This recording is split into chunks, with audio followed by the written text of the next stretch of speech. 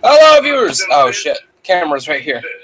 Hello, viewers. My name is Zach Hardy, and this is the first time since February, I want to say, that I've done a live reactions video or stream on this channel, or at all, for that matter. And I'm very glad that you could join me here tonight. I'm going to be hopefully doing the same thing for Survivor Series tomorrow night. And hopefully we'll be doing that the entirety of the show tomorrow night. On the other hand, I would like to thank you for joining me. This is a little bit of a different setup than I usually do because I have a mobile camera now instead of just the one on my laptop. And the microphone is down here below underneath the table. So I set up the camera on the television, and this is where my computer is. So if you see me looking this way, it's me looking at the chat. And as well as the fact that I will be watching the chat the entire night. So I will be, reacting to not only the show, but also to your words as well. So I hope you enjoy the show with me, and thank you for joining me here tonight. Let's get into the show.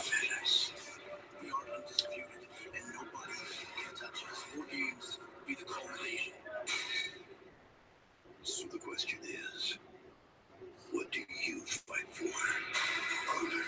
I will be the next NXT Women's Champion. Destiny. The stars will finally. I don't know enough about Kairi Sane. I'd like to know more, but I don't know enough. I love Peyton Royce, and sincerely hope she wins. But I would not be mad if anybody in that Fatal 4-Way won the match. I'm rooting for the Velveteen Dream, just for the the shocker of the night. I think this is going to be the end of Drew McIntyre in NXT.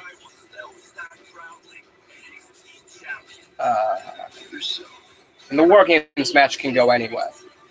So once every match is, I guess, placed on the card, once, let's say, the WarGames match happens, once SaniTY or Undisputed Era or Authors of Pain start walking out, that's when I'll make a prediction.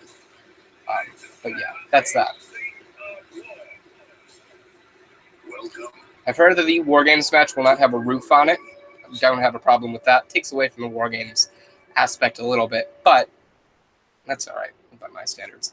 And now, Mattel presents NXT Takeover WarGames. The NXT Takeover shows usually deliver no matter what, so I'm looking forward to this. Yeah. I think this is the first. Ooh. I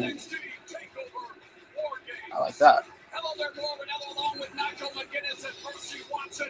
And guys, the sinister structure behind us tonight will house a bone-chilling, bone-rattling spectacle. I'm a bit loud enough so that way you can hear it. Brave souls involved to be back to the bone in order to simply survive. It's 3 teams in 2 rings inside 1 steel cage, all hell-bent on pain and destruction. Hey, fellas, this is one of the most devastating matches in the history of sports entertainment. There's a reason why WarGames hasn't been around for like 20 years. If you happen to make it out of that cage, you will not be the same. Are the commentators at the very top of the entrance ramp?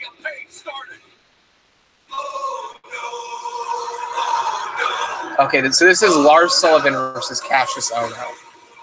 I don't know enough about Lars Sullivan, but at the same time, I don't watch enough NXT to kind of get my head wrapped around Cassius Ohno.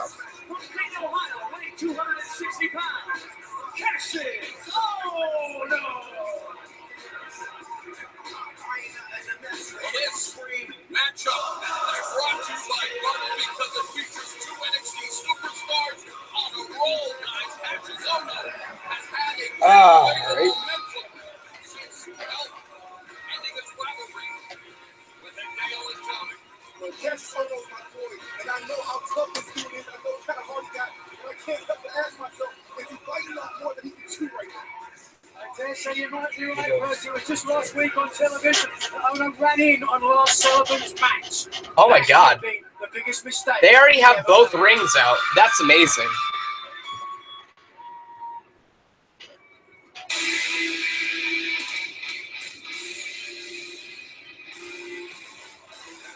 Prediction: Lars Sullivan.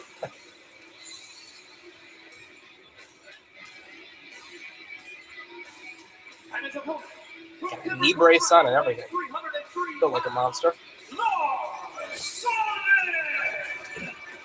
Jack Kirby illustration come to life. You cannot help but marvel at the physical tools of the Leviathan logophile, Lars Sullivan.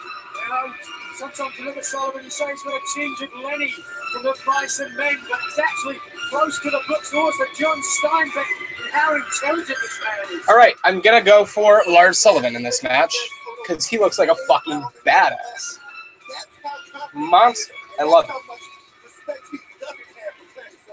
Most of Sullivan's matches last about as long as Little Punk's top 10 Gucci gang, but he has proven to be a one-man gang, just like the Mohawk sports entertainer, known by that moniker who ran roughshod. He would have fit very well in the Wyatt family. Lars Sullivan, walking. That's just coming from somebody who doesn't know much about him.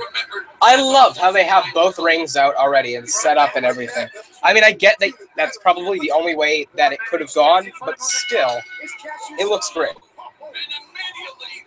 I'm liking the idea that even in regular matches, they can just make their way into the other ring.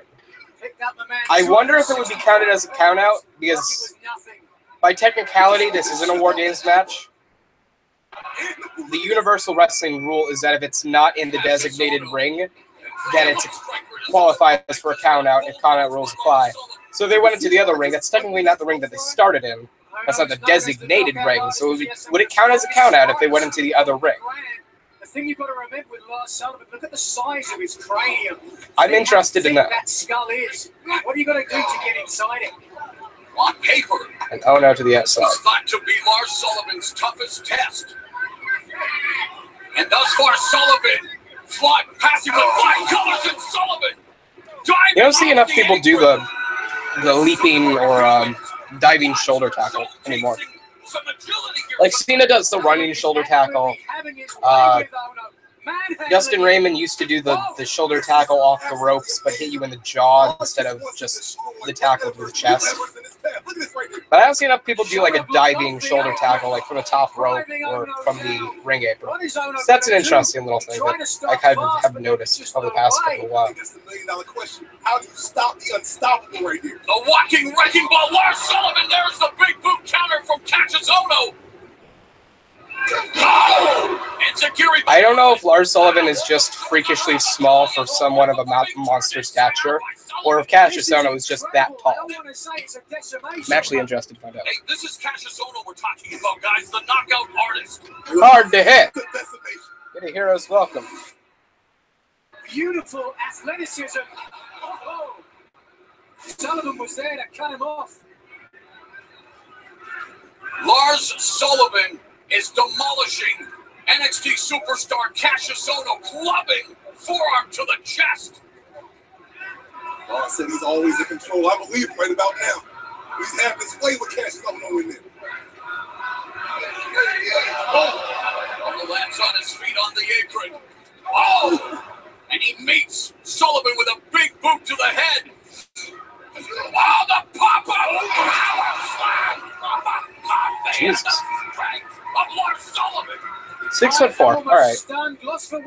So he's relatively tall. And Ono able to kick out a pop-up power slam. Like the Too Sweet chant. Cachizono. I don't hear it enough, so if it happens super often, I just don't notice it. Lars Sullivan has left this NXT universe stunned. Lars. I guess this is the symbol for Lars Sullivan. All right, I'll take it. This may be a mistake. I'm also happy to have my bottom ticker.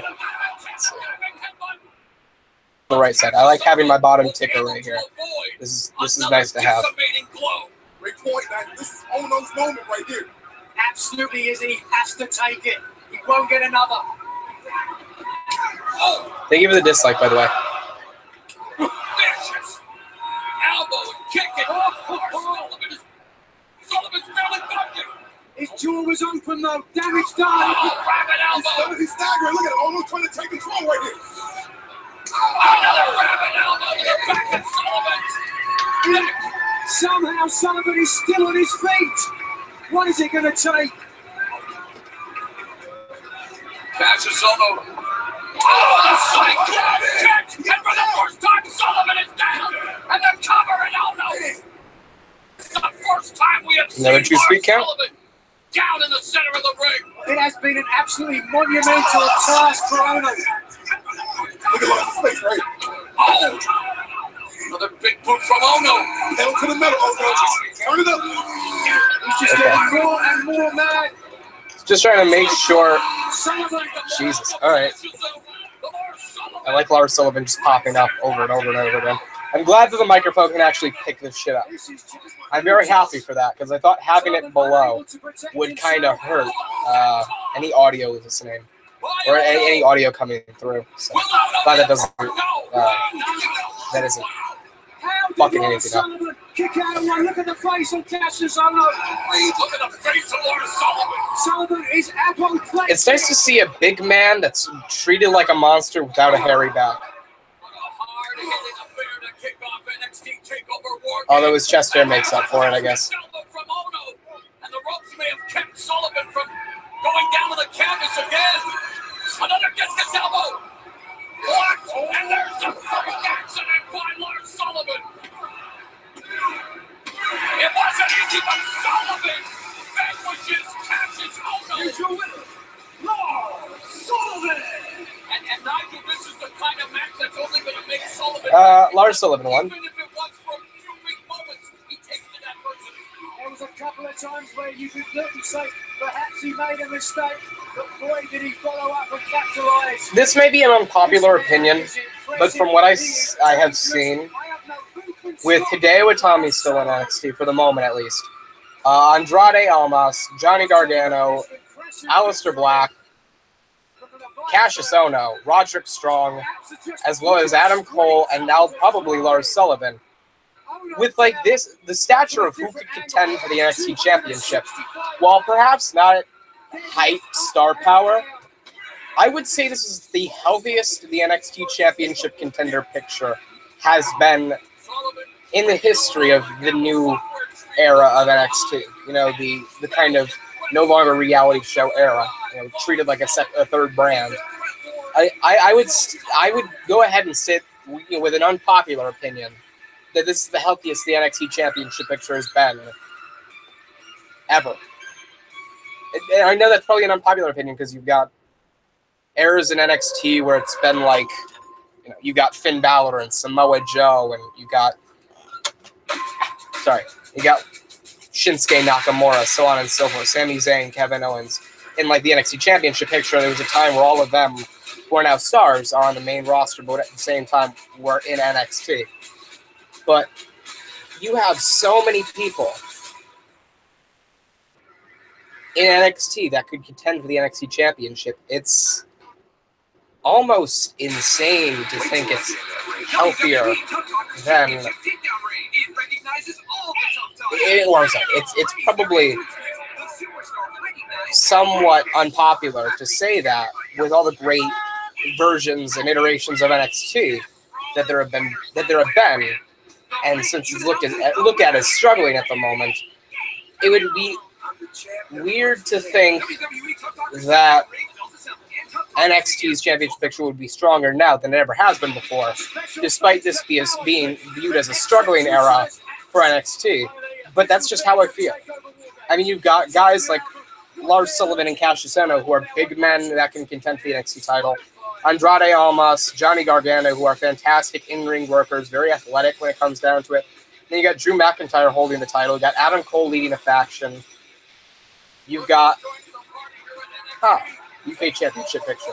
Mark Andrews, Wolfgang, Trent Seven, Title Bate, Mustache Mountain. You got so many guys that can contend for the NXT Championship. Aleister Black, even Velveteen Dream to an extent. It's insane to think that even in a struggling time, you can have such qualified stars in the NXT Championship picture. Discussing strategy. General Manager William Regal. What strategy, though, are they going to need in this most diabolical of matches?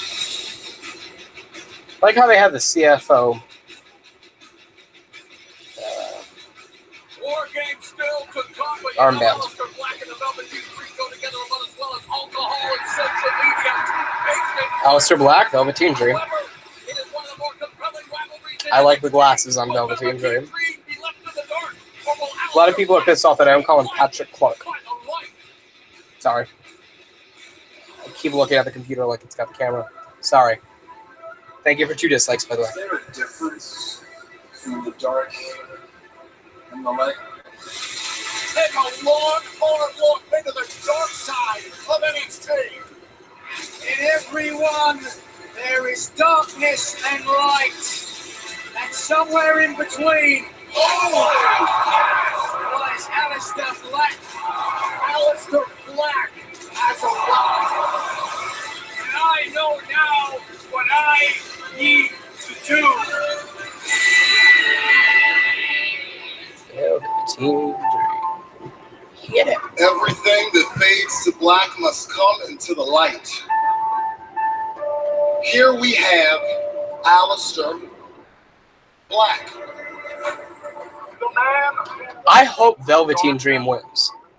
Only But I think Aleister Black is going to by the light that is your Velveteen I'm Dream. just very happy that there are still characters like the Velveteen Dream in wrestling to get over, and that can be played to such perfection. I'm not of the superstars. I'm the Velveteen Dream.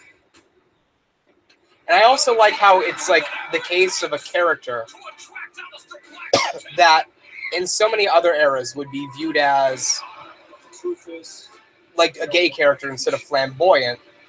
But in modern era, we're looking at the Velveteen Dream, and we're viewing it as more flamboyant than gay, which kind of shows the evolution of wrestling, but at the same time the evolution of his character, and the evolution of where his character is in wrestling's eras.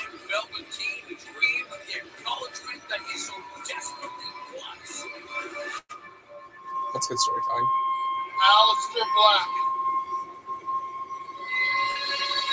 Gotcha. An NXT Takeover WarGames. Dream is morphed into Aleister Black's worst nightmare. When all this dark comes to the light, your lips say my name.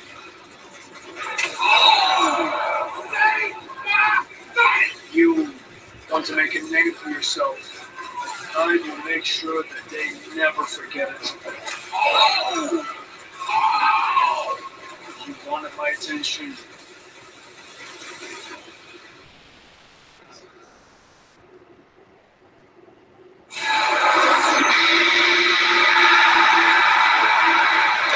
I also love Aleister Black's theme.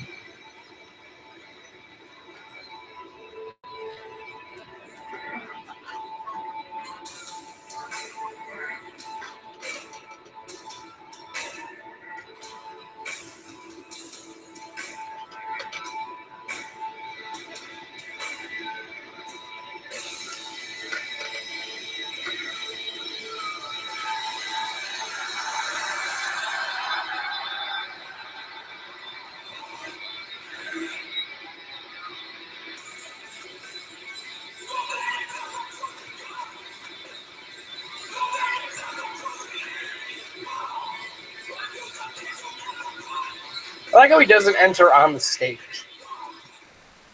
He enters just slightly off of it. I think that's good. Good touch. Rising from the shadows, the ominous man from Amsterdam, the striking sensation indeed, Mr. Aleister Black. The following contest is scheduled for one fall. Introducing first, from Amsterdam, Holland, weighing 215 pounds, Aleister Black!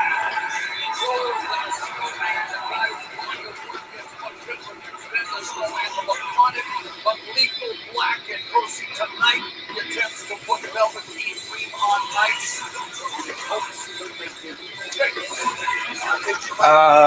I said it before, I want Velveteen Dream to win. I do want Velveteen Dream to win. But I'm going to predict that Aleister Black wins. Determined, very, very focused. For weeks now. It's also one of the matches that could feature He tells him he has it now. He hasn't said his name. the ring being crossed over. Looking to make a bigger name for himself by beating the He's also in the other ring. superstar. That's Not cool. Aleister Black from the undefeated ranks. Be interesting if they kept switching up the rings. Still have a hard time imagining anybody wanting to be on the radar of Black. A product of the striking assembly line that is the Netherlands. Well, this man isn't just anybody, see. This is Velveteen Dream. I'll also be checking the comments every Capitol Hill, Washington, D.C. whenever I can. 227 pounds. The Velveteen Dream. The famed glorious one, always making a sartorial statement, but guys don't judge What is it called? the magazine by its cover. Poncho? Unfortunately, once the bell Is the Velveteen goes, Dream wearing a poncho? Dream can showcase another sense of style. Custom poncho, but Oh, the dude can ride, that's for sure. He's got a lot of talent. okay. And a great physical advantage as well. Stands about 6'3", 6'4", good 240, 250 pounds. That's an imposing individual. Tonight, he's being tasked with backing up his mind games, Nigel. As I just said, he has the ability to do that, but he has to have a strategy against Black. He's a great striker, and that spinning heel kick, the Black Mass, is in my mind the most devastating finishing maneuver in NXT tonight. Perfectly. I'm talking Velveteen Dream over the backstage. He believes that Aleister Black is a fraud. Everything down to his tattoo is an intimidation technique. Velveteen Dream just won't walk through. I would absolutely get a tattoo just for intimidation purposes. There are two rings that Is he wearing chops? Whoa, what the? Wow. Look at that! Aleister Black meets you in the middle. Mind days, baby. He's got Aleister Black's face on his right leg, and in his own face on his left leg, and then NXT on his ass. That's funny. If Velveteen Dream can get this thing It's like the inside Rick head Rude of tactic. Black, that's half the battle right there. Go ahead, take out your My earrings. point about the two rings is for history that will be made tonight.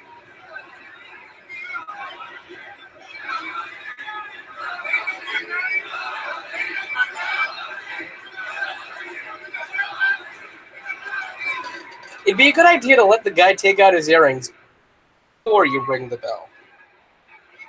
Just food for thought. Screaming at Aleister Black, they know my name. Camera's right there, not there. My apologies. He'll try to get I have to get used to that. Dutch Destroyer to utter the name Velveteen Dream by the end of the night.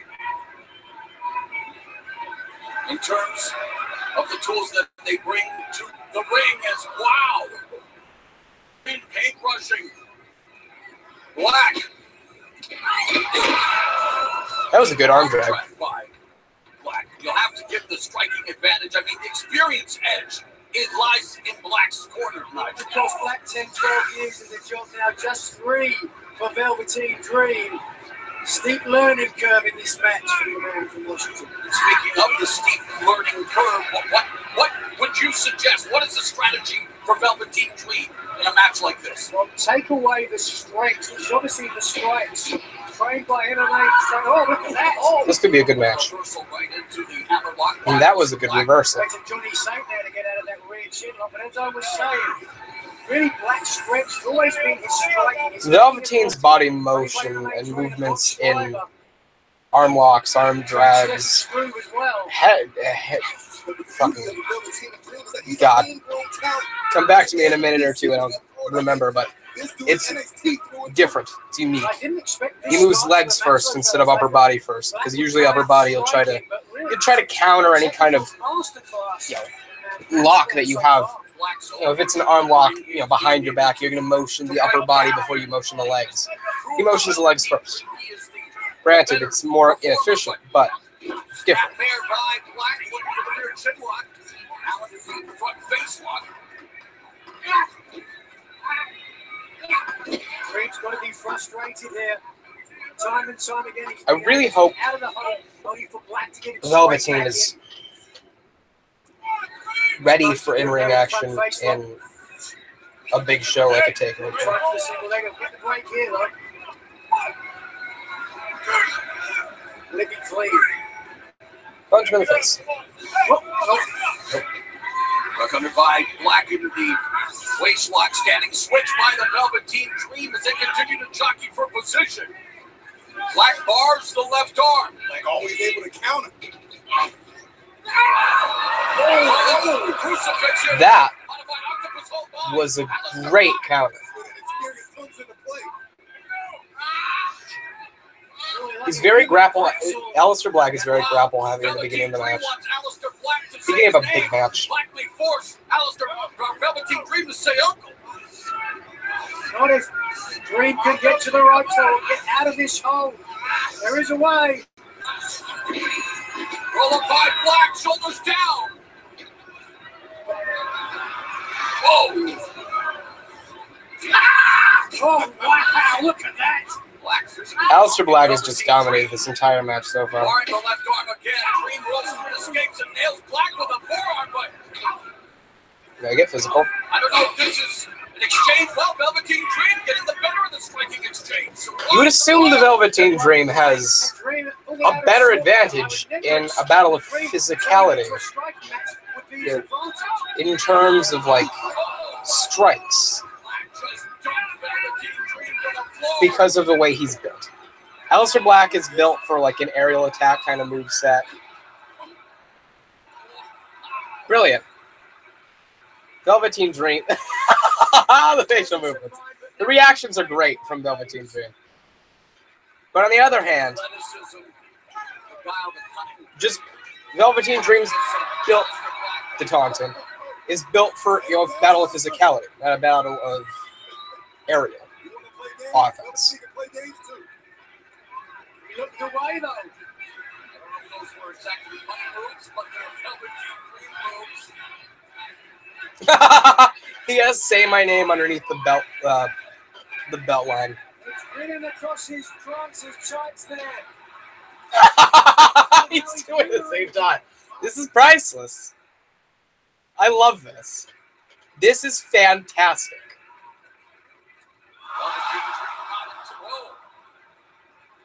Wait, what?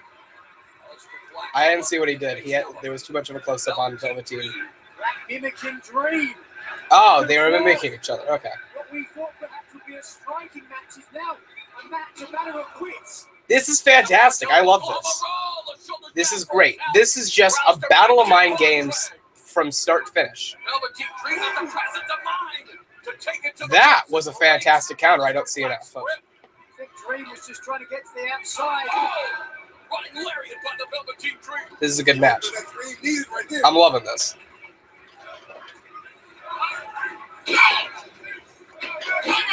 One thing to be said about Velveteen Dream is he does not get swallowed up by the moment. Despite the lack of experience, he fully believes that he belongs on this stage in there with the likes of Aleister Black. That's why, because he believes he is the moment. And this is certainly his moment and his chance. I mean, he got Aleister Black on the ropes right. This dude, Velveteen Dream deserves to be the bumper.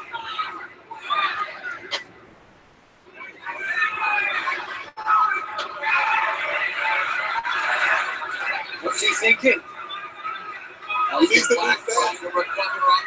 Velveteen Dream's gonna fly? Velveteen Dream!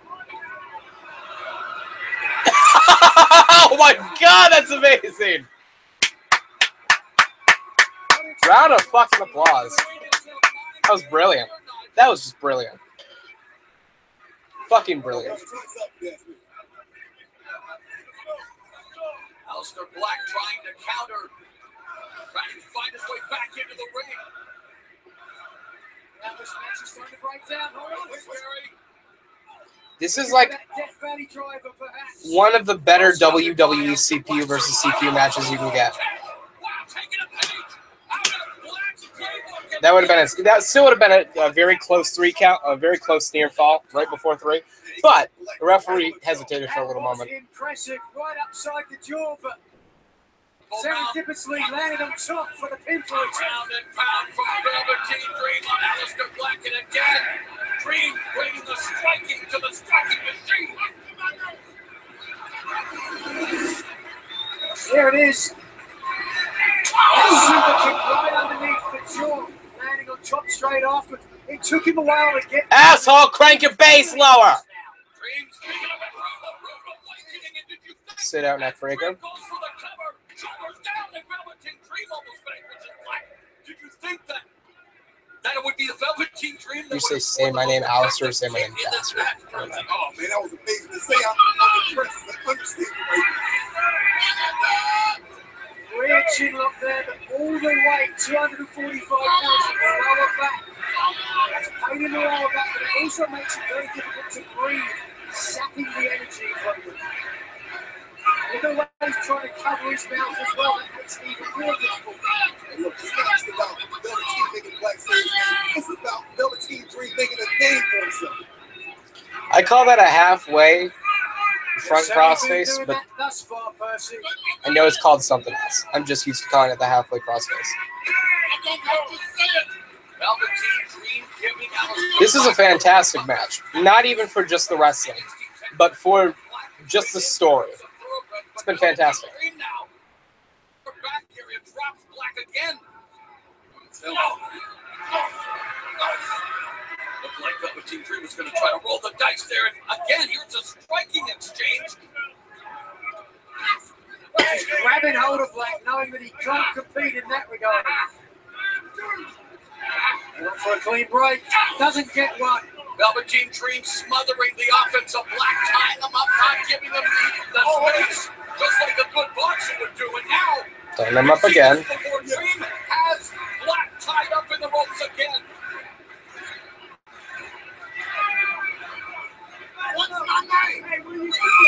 Spit in his face.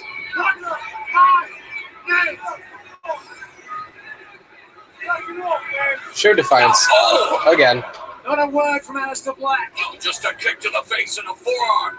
And now Black trying to fire back, but again, Velveteen Dream a step ahead. Slap across the face. Oh, Clothesline. Nice cheek kick. Close forearm. Follows it up. beautiful sweep by Aleister Black. Oh, Kick to the head. big knee to the head. A Velveteen Showboating. Aleister Black has the momentum. Splash. Forearm splash into the corner. This is the Aleister Black. Irish whip We into the expected corner. to see. Chest first into the corner. Springboard backflip. Or moonsault. I call it a backflip. He says that's it. What would the build-up be to a black mass? Oh, all right, my bad. I see it now. And slowly he picks the man up. Let's take a look now. The ankle, pushing him back into the corner. Landing right across the chest, got all of it. Now this match starting to slow. Both Brilliant. tired. Black from the corner. Roll through. Fireman's carried by the Velveteen Dream, looking for that Death Valley driver. Knee to the Big face. kick. Rebound, forearm. The Velveteen Dream off the Kick to the head. ropes, just ain't that roundhouse. Up, Fisherman carry. Ooh, I forgot what that was called. My apologies. Ooh, you know what? That actually had me on the edge of my seat. I'll admit. You can't blame him though, Percy. He's given his all. He's impressed me. Black's in a dog fight right now. Black, one of the few that is kicked out of the Death Valley driver with a cartwheel. Dream's got to keep going on the attack now. Look, his mouth's wide open, sucking wind. He's tired, but he can't stop. Incredibly competitive contest here between the flamboyant upstart Velveteen Dream and the laconic yet lethal Aleister Black. I don't know if Black expected to get this type of a battle tonight there with Velveteen Dream. Black kicked out of that Death Valley driver. What's he got to do to beat this man? At least the positive side about me not doing too much commentary. Fireman's carry to the second rope. Through. And for a power bomb. Punch to the corner. Oh, kick to the leg. Velveteen off the corner. Velveteen Dream cracks out. Knee to the head.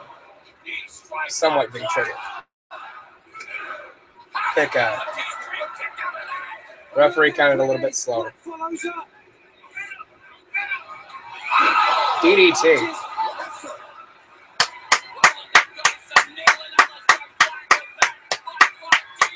This is fantastic. And they're giving it a standing ovation.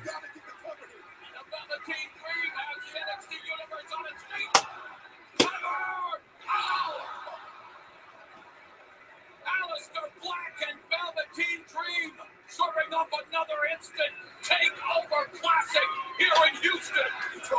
Every takeover show, no matter what it may be, whether it's Takeover Chicago, which had Dunn and Bate, whether it's Takeover, God, what was the last one? Damn right, this is awesome. Last Takeover was what? Fucking Takeover Brooklyn. Takeover Brooklyn had what was the match? Had Asuka and Ember Moon. At the moment, NXT Takeover WarGames has Velveteen Dream and Alpha Black. There's always that one match, no matter what takeover it may be, that has that standout match. Velveteen Dream at the top rope. Ooh, boot to the face. Now Velveteen Dream is caught up in the ropes. Well, that, some would say, is karma. Referee desperately trying to extricate. Help. Now Black sees it.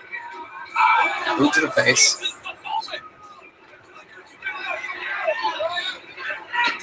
Super kick to Aleister Black. Ooh. Knee to the face. I just call it a karate knee. No matter what it may be. If you're jumping in the air and you're going to spin in the air, and then you're going to hit a kick or a punch, that's a karate something. My apologies. That's not what it's called. I don't give a fuck. But how important this step. match is to these two individuals, what they're willing to give. It's about more than just having a game set. It's about pride. At the end of the day, Is that Black Mace? Black Mass? Aleister Black won. 2 for 2.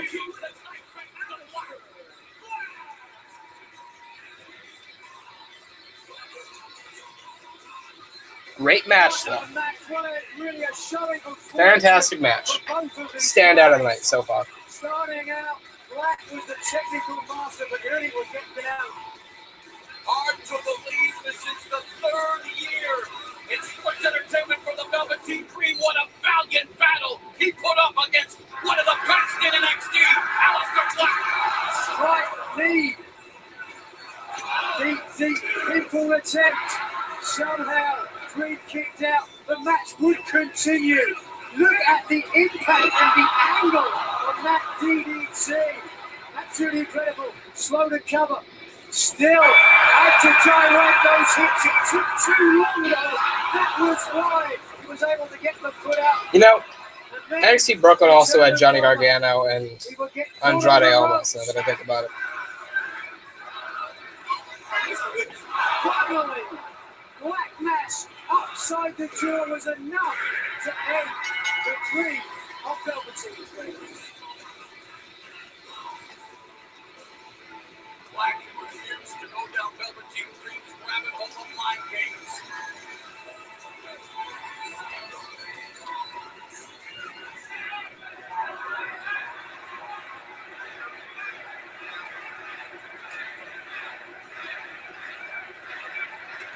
Promo after the match.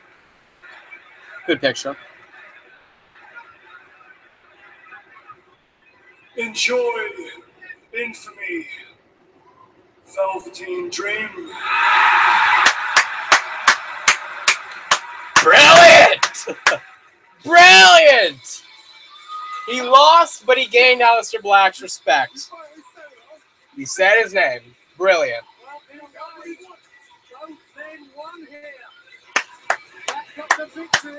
Brilliant. Fucking brilliant storytelling. Did get Aleister Black to say his name. Not quite what Velveteen Dream envisioned, but one hell of a fight. And in the end, Aleister Black remains undefeated, vanquishing the double tough Velveteen Dream.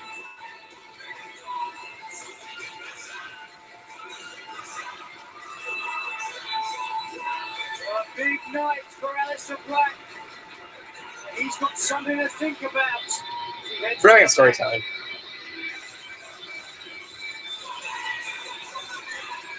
A lot of respect given the Velveteen Dream right there.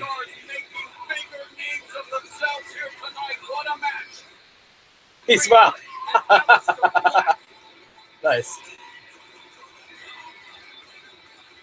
Cross. Well, we are at the Toyota Center in Houston, home to the high-octane offense of the NBA Rockets. Well, there's plenty more high-octane offense still to Well, come. the NFL's, Deshaun Watsonless Texans, world champion Astros. Is there a Houston team in the NHL? The Dallas Stars. But in such wait a second.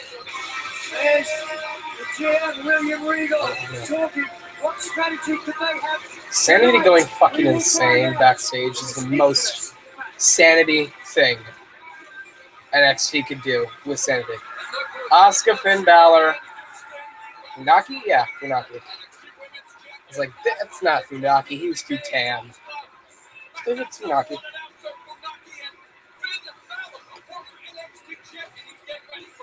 Who else is there?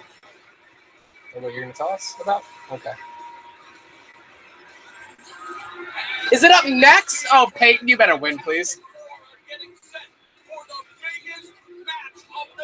I love Peyton Royce. Peyton Royce is...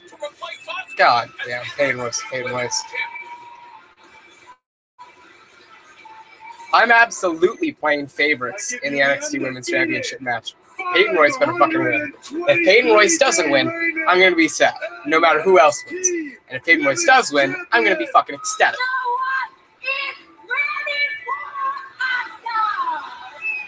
Asuka and I started negotiations with Raw and SmackDown Live, but Asuka will be stepping down as NXT Women's Champion. The new NXT Women's Champion will be decided in a fatal four-way. We already know one of those competitors, and that is the lady who won the Mae Young Classic, Kairi Sane. That elbow is fantastic. NXT Kairi Sane is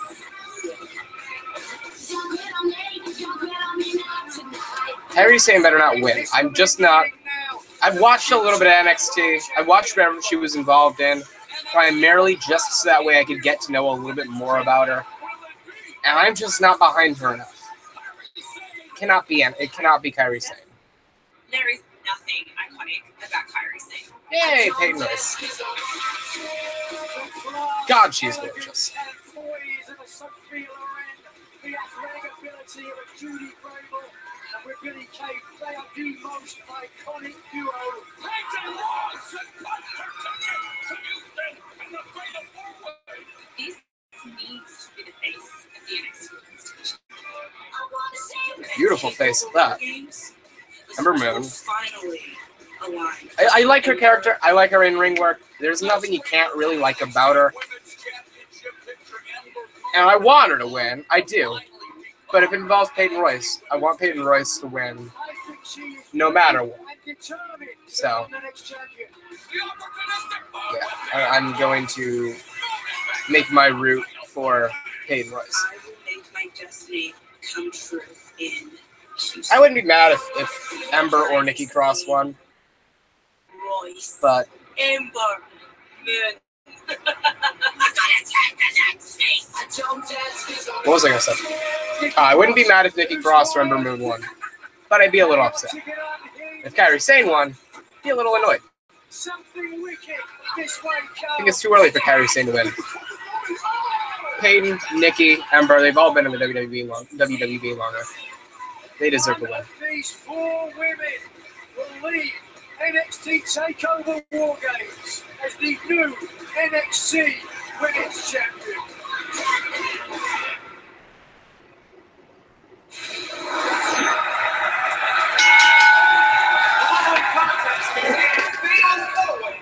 To decide the new NXT Women's Champion. Let's leave it like this for a little bit. Mood lighting. See if that works. Hey, Nikki Cross.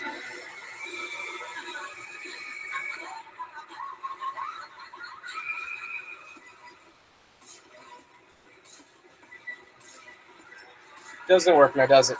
It doesn't. Nikki Cross! Alright. Look at Cross. Nikki Cross looks wild, hit wild card, capable of creating more chaos than poor Sister Hella. The guy she was hella determined to become the next NXT Women's Champion. I like how they just keep zooming in on the motion try. Don't forget Nikki Cross's Falls Count Anywhere match with Asuka. Those Cross's manic, untempered soul that's going to be a handful for anyone. But can it secure a victory here tonight? Oh, you talking about wow? You see Nikki Cross is running around, bouncing up the locker room. He's crazy. He's out of control. That is why. What's the wild? In wild card, my man. We have Asuka at ringside, the longest reigning NXT Women's Champion, but Finn Balor was the longest reigning NXT Champion. So The cameraman fell over. Proud. You're queen of the NXT division.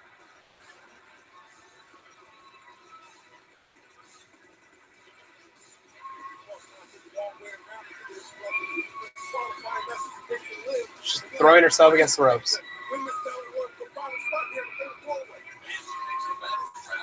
I'll tell you, she's full of energy, always brings the fight to the ring. And Nikki Cross, willing to do whatever it takes to become an NXT Very Sane. Women's Champion. Right?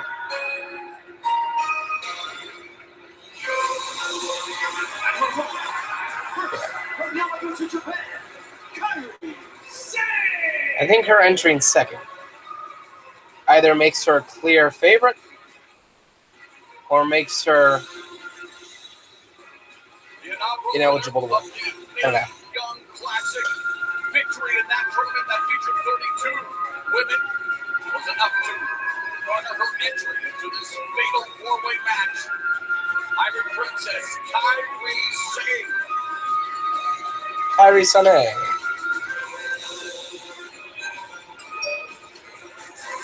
And NXT Takeover WarGames is brought to you by Mattel's Tough Talkers Championship Takedown Ring, available now at a retailer near you. Kairi Sane, known as Ona Kaizoku, the female pirate, continues her odyssey here tonight towards the NXT Women's Championship. Like the small stature, but big things come in small packages. Show.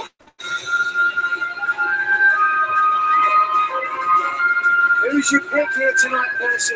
Ember Moon, hands down. It's the time, man. Okay. Pan! Well, this I think there's got to be my pick. Please tell me Billy Kay comes out with her. Yeah! Alright. So that gives her an advantage. Got a new gear. Cool.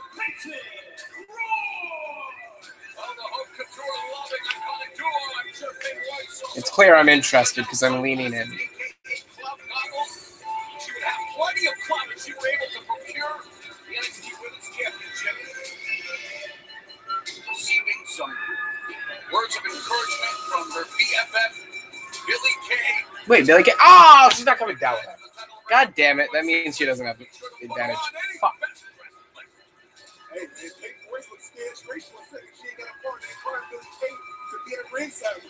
Well, of course she's scared. This is the first time she's in the ring. Billy Kay there had a word to her, said, listen, you're on your own here. So she took a deep breath, and now the Venus Flytrap is out there on her own.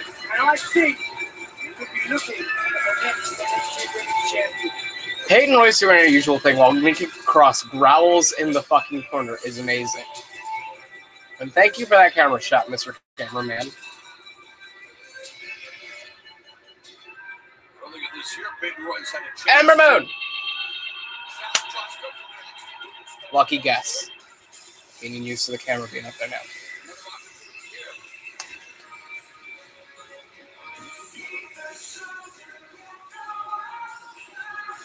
She answered from... Oh, no, she's like... Okay, it makes sense. I was like, there's no way you could have been able to hide underneath the stage waiting to rise up. It was too small.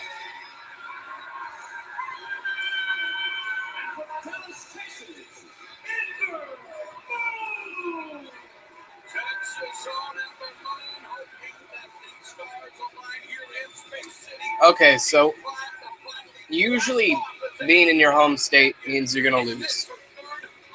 Or hometown means you're going to lose. I'm going to say, because this is NXT, that doesn't qualify here.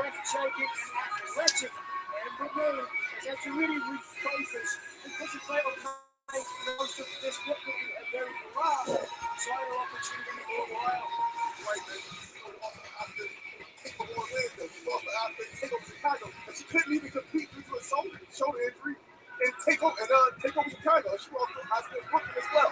This is her time. Believe that she is ready. The NXT Women's Championship up for grabs, a fatal four-way match, no disqualification, no countouts.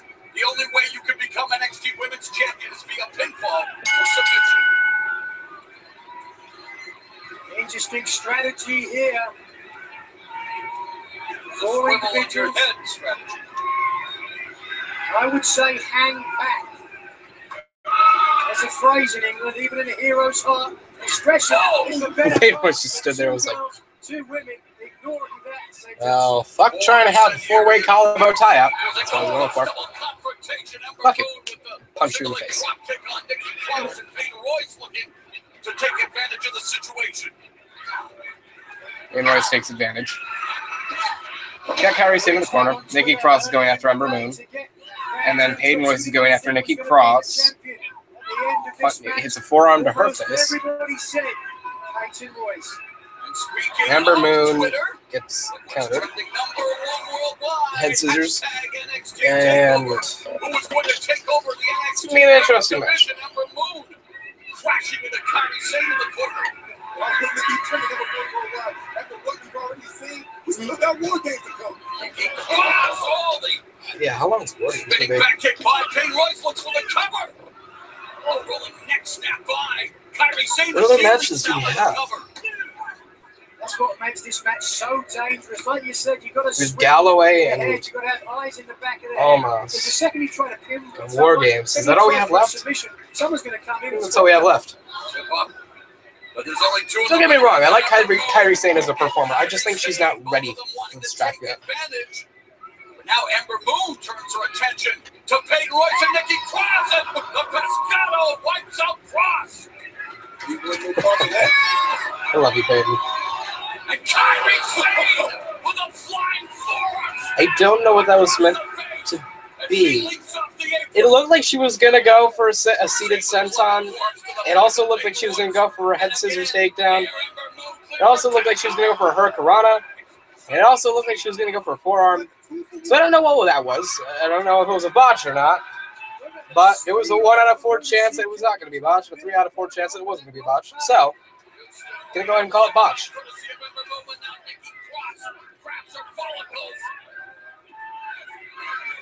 That was going to be a reverse suplex. Underarm suplex. Clapping forearms back and right. Hold on. Well, if that doesn't take the fucking air out of you. Powerbomb on the outside. Nice. All right. Crash to the floor with a sickening thought. Here it is, Ember Moon. 2 birds with 1 stone. Quite literally. And here it was, perhaps looking for a hurricanrana. Powerbomb for that psychotic spot. And that will have to eliminate Nikki Cross for the Peyton Royce is only 25. Kairi Sane I just remembered that. Lars is yeah, nice. I feel like Lars Sullivan wrestled Bruno in the Garden around 1962. Lars Sullivan is actually the baby Snitsky bunted into the crowd over a decade ago. All right, I'm going to like and retweet that tweet. Could this be steps towards being the new champion? Peyton Royce is. Yep. The interceptor in the corner, the spear on Ember Moon. And Royce able to avoid Kairi Sane and now tying up in the ropes. elbow, making use of that incredible flexibility. All legal, no disqualification here in this fatal four-way match. And look how pro Royce is now to attack. If someone comes in now, there's no way she can protect herself. It's Sane from there on cue, Nigel. Ember Moon able to save her opportunity of becoming champion, because if Kairi Sane verbally capitulated, we would have had a new NXT Women's Champion. Somehow the Venus flytrap was able to continue. Oh, now focusing her attack on Kairi Sane. Quick roll up by Sane for a 2 count.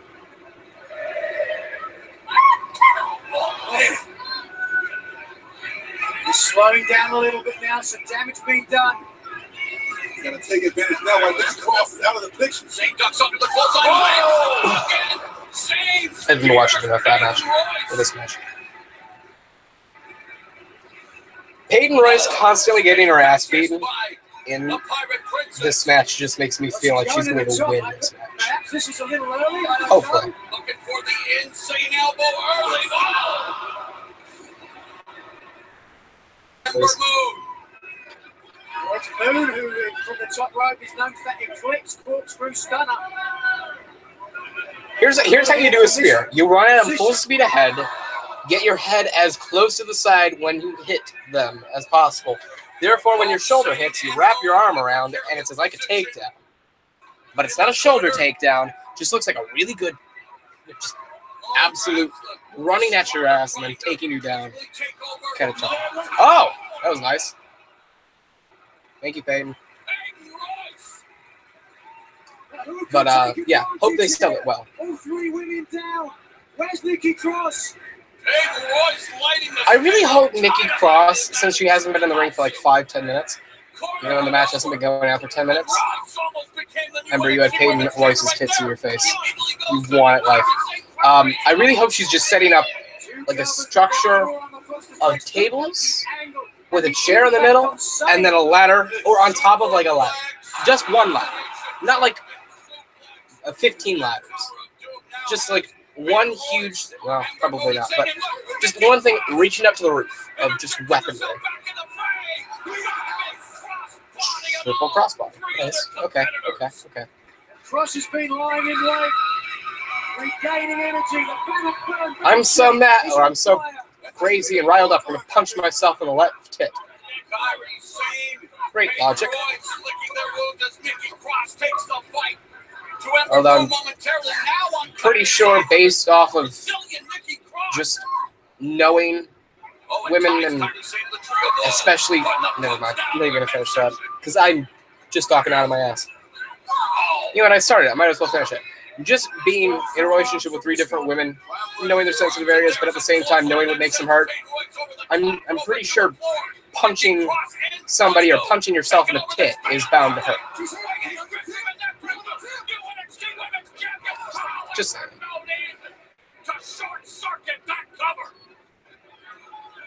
I gotta pay attention to this match. It's not much of a reaction if I'm on my phone. Fatal 4-way rules really benefit Nikki Cross's sort of unpredictable style, but there it was Moon who saved the match for herself. Moon with a big kick to the face of Nikki Cross. A picture of carnage. Look where she's going. Know what she's thinking. Here in Space City. Only the one move that she does from the top rope. Love to hit, not Eclipse, but Nikki Cross cutting her off with the pass. Aforementioned. Is Nikki Cross wearing a belt, or is that just the way her pants are designed? Nikki Cross from that top rope. Swinging neck breaker with impact, and Moon. Moon trying to get out the ring. Able to try to recover.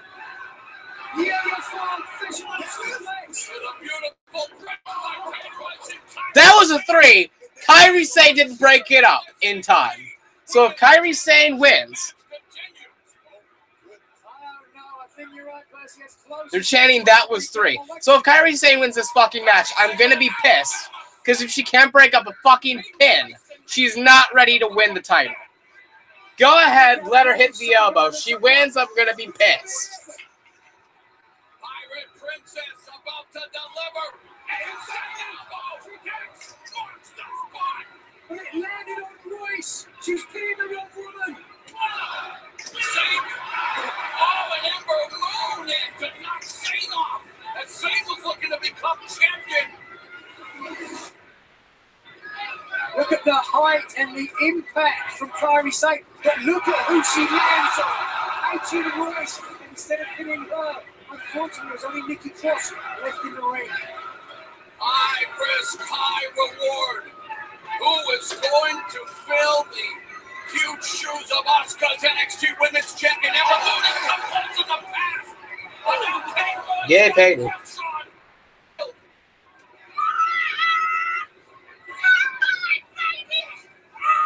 This could be it. A stunner from down under, ready to poise. Stunner from down under. Hold on. Oh no. Double eclipse. Oh, come on.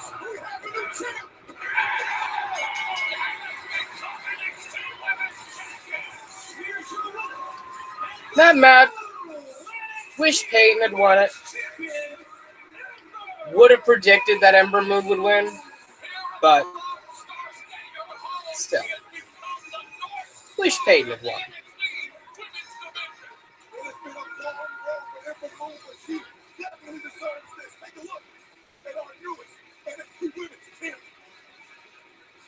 I missed most of that match, so I don't know if it was. I can't really tell you definitively whether it was good or not, but it seemed interesting enough to be a decent match.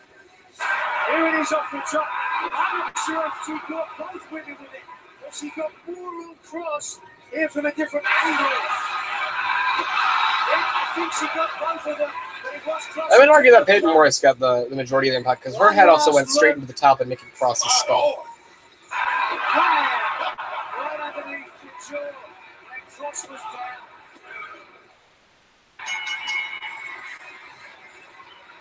After coming in short on two separate occasions this year against Asuka, Ember Moon has followed. And speaking of the Empress of Tomorrow, what a classic gesture this is. And a great rivalry has come full circle, finally. Yay. Alright, feel good moment. It would be interesting to see if Asuka would attack her. Ember Moon loses at the next takeover. You can see Asuka in action tomorrow night at the Survivor Series, but tonight it's all about. And then Ember comes up in the main roster. She is finally. It'd be interesting. Yeah. Storyline.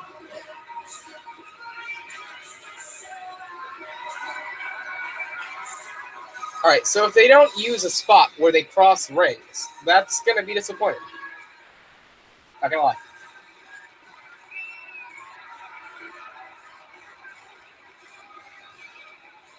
Let's take one more look at the way that Ember Moon was victorious here in her home state.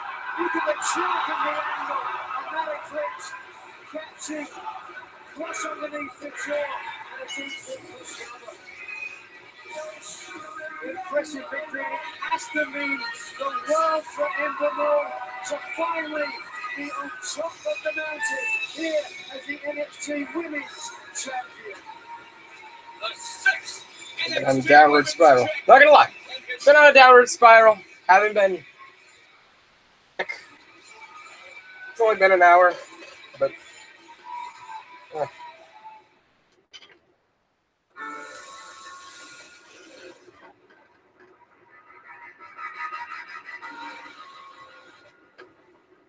Where's Takeover going?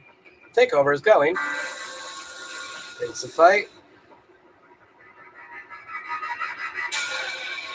Philadelphia. NXT Takeover, Philadelphia. This is NXT Takeover.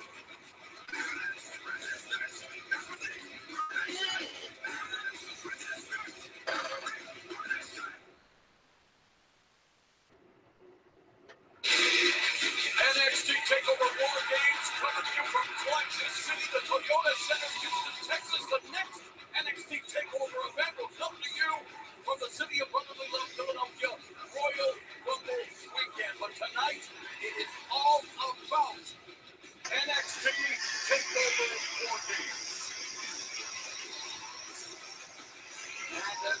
I like Rage more. Set for tonight's NXT Takeover WarGames, just like the new WWE Top Talkers Championship takedown ring from Mattel with a cage. They're playing with toys. Fucking fantastic. For tonight's Takeover at home, and guess what? They haven't put out. Okay, so they haven't put out the new theme for the NXT brand, but they still have the old one they used for like a couple of weeks. That was Well, I say no man is an island, but tonight Roderick Strong has to feel like one. He gave up the opportunity to join the era, but now he's got a real tough test ahead of him. William Regal there, giving the rules. It'd be interesting to see Roderick Strong turn on the Authors of Pain and go to the Undisputed Era as if this was like a plan they had all along. Kevin Owens! And his wife. Yeah, it's the Undisputed Era. Cool. Cool fish. Alright. Which one is that? Samoa Joe. They have all the stars aligned tonight.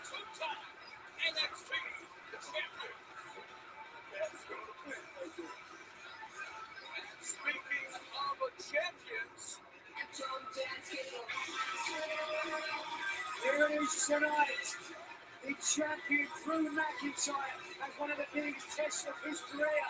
It was just last week on NXT television that Andrade Cien left him laying. Can he continue with that momentum, or will the Celtic Colossus remain on top of his kingdom?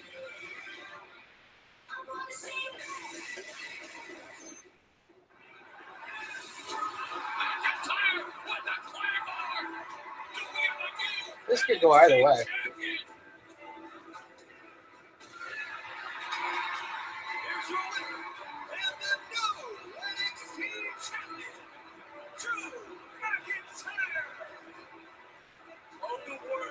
Over the last 17 years led to this moment. I'm absolutely honored and privileged to be the face of NXT. To lead in the charge to be the champion, there's no other feeling like it in the world. The dream had come true. Drew McIntyre, it's been a long journey for you to this title, so congratulations to you. Thank you very much. I'm going to be taking over the interview from here. You and Andrade Cien have a lot in common. He too was on a downward slope. He needs to transfer his focus back into the ring and not on women and parties. And he got a second chance. Selena, they're going to do whatever needs to be done to ensure Andrade gets to the front. Why is it that you've been avoiding? Do you really think that makes you a credible champion? Andrade Cien and I still haven't gotten the contract for the NXT Championship match. If Andrade seriously wants the match, tell him instead of saying it just his business partner. Maybe he comes with me next time and he tells me he actually wants the match. Andrade Cien attacking the NXT champion Drew McIntyre. Absolutely vicious. Here's the thing with Andrade Almas and Drew McIntyre that does not equal up. That's the fact that Drew McIntyre was on a downward slope, but he hit rock bottom. So when he left, he actually left. He went somewhere else and then rebuilt himself. Andrade almost just stayed and wallowed around and then just popped up out of nowhere, had one good match, and then now gets a title shot. He didn't really work his way up to anything. He got a win over Johnny Gargano because of a t-shirt. That's about it. Andrade Cien will do anything.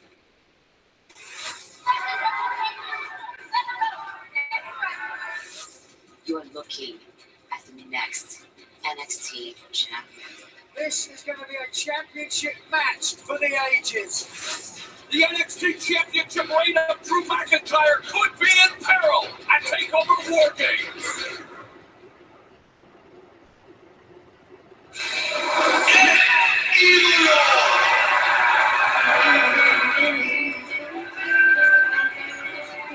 That music theme song works well with both face and heel.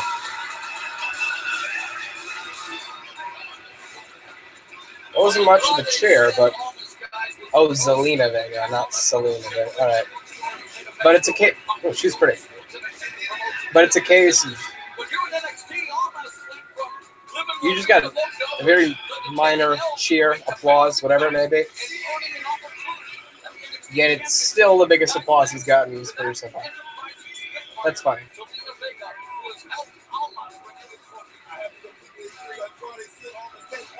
How's it going, Chauncey Bullock? How are you doing tonight?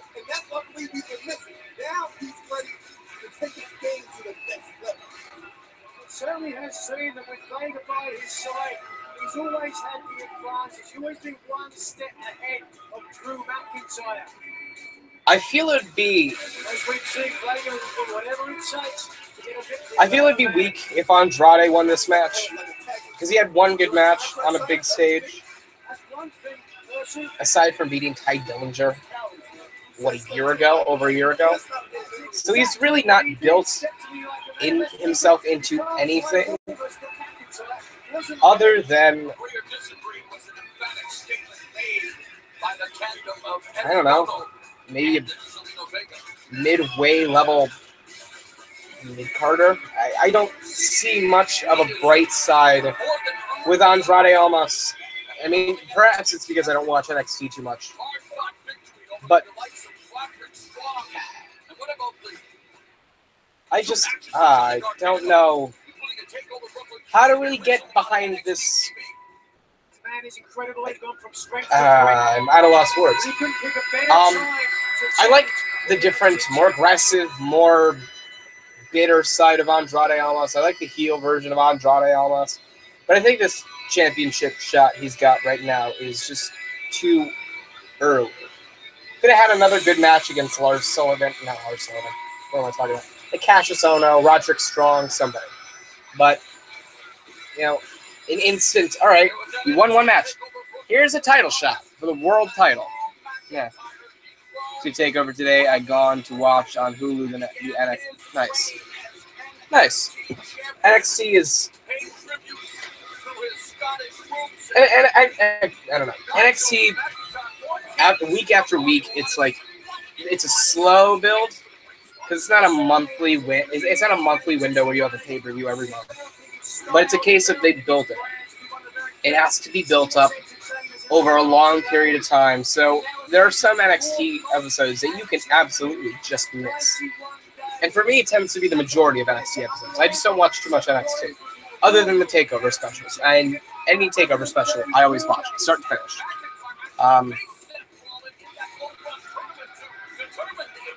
So, yeah. I'm talking out of my ass right now. Yeah, it's been a long night. Also, we saw tonight, Samoa Joe had somewhat ignominious stat of the shortest reign for his second reign at just 14 days.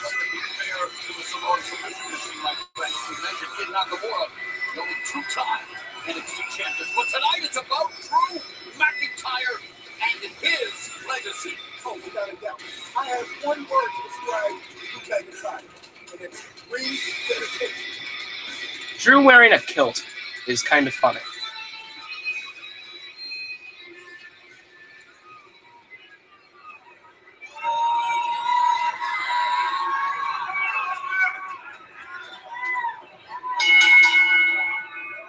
I'm a Drew McIntyre kind of guy. McIntyre is really good. McIntyre is great. He is a fantastic in-ring performer. He's got a fantastic build-up to him, you know, into his character, into his promo work. They absolutely misused him in his original run, but I'm glad they kind of got back on track with him now that he's back. And if he leaves, or if he's just not treated well in this run, Kyle quits, go somewhere else, and don't come back. Build that place to be competitive. Weighing 265 pounds, he is the NXT champion, Drew McIntyre.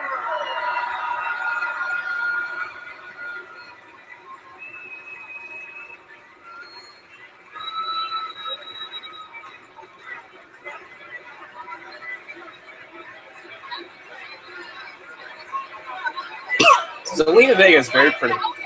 Jesus Christ, she's short. Jesus Christ, he's tall. There you go, Percy. You stepped up to him like a man. Well, they said almost pie facing the NXT champion. Match hasn't started, Andrade. He can't really. You're just fucking yourself over. NXT champion, yet she is fearless, willing to put herself in harm's way for the greater good. Time and time again. God, she's pretty. So the bell and this NXT championship match underway. The champion Drew McIntyre, the challenger Andrade Cien. Hashtag if you want to get in on the conversation and you're part of the NXT universe, we know you love your social media. Hashtag NXT championship. Just don't get to a truck. They're going from ring to ring. I like that. Come on, trying to physically intimidate Drew McIntyre. That's not going to happen right now. Oh, that's going to hurt, though. I think, to be honest with you, he's just Chop, immediate chop, and then headlock. 3 to 4 inches, 30 to 40 pounds heavier as well. Got to do something different. Showing off his athleticism and his agility, really a hybrid. Has competed in Japan, Puerto Rico, Mexico, Lucha Libre, now here in NXT, where he hopes to become NXT champion. There's the power I talked about. That weight advantage. With counter strike by Almas. Simple side handle, but look how easily McIntyre is able to stand up. They just. Ooh, that was a great counter. But they just now put the title package up now. Or title graphic up now. Bit late on the trigger there, buddy.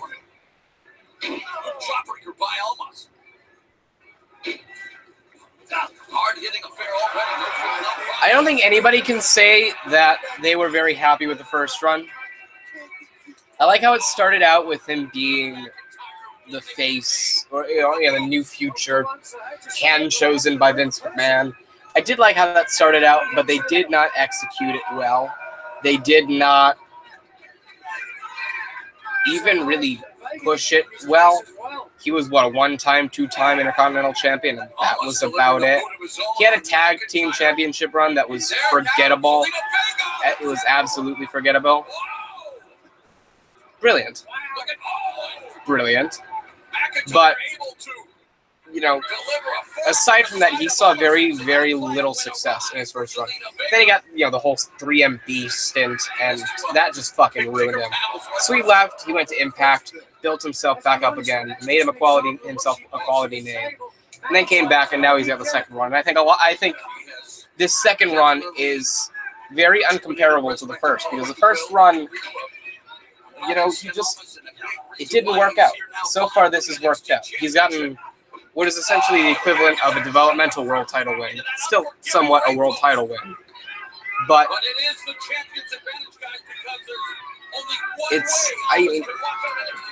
he's already succeeded more so. I mean, at that time, the Intercontinental Championship was dead. It was being held by R-Truth. But it's a case of the NXT title is probably the biggest title he's won in his WWE career. So I think he's already succeeded monumentally compared to past. So yeah, there's that at least. Hoping they get done with this match soon, so that we can just get to the WarGames match.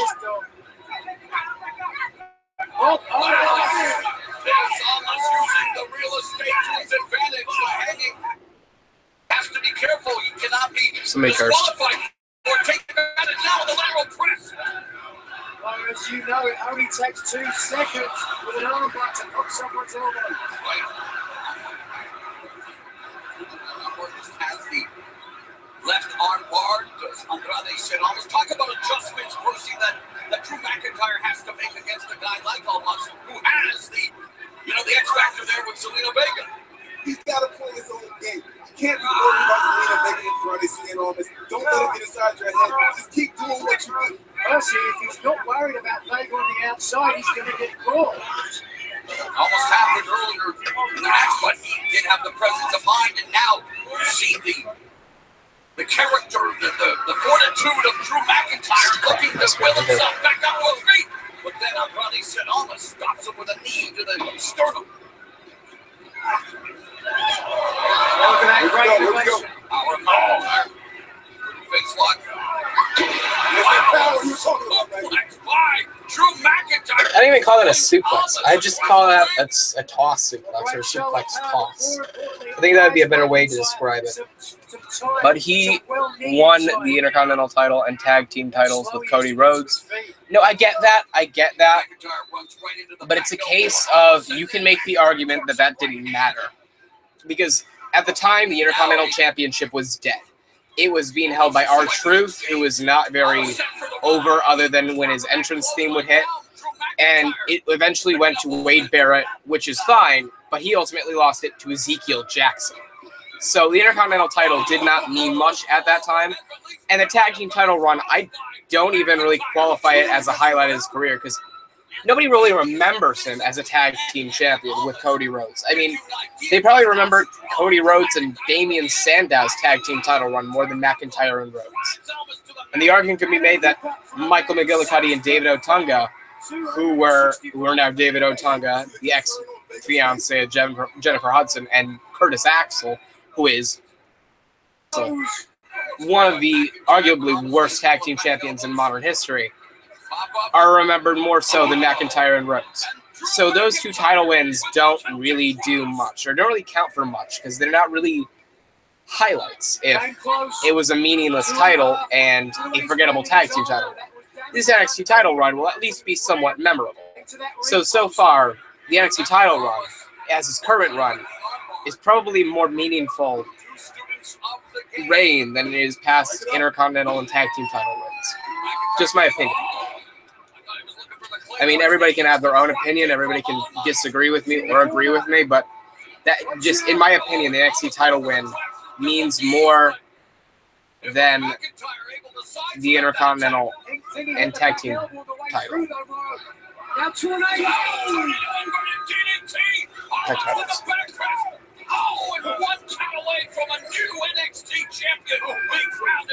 God, Zelina Vega is pretty. I said that a lot, but she's really pretty.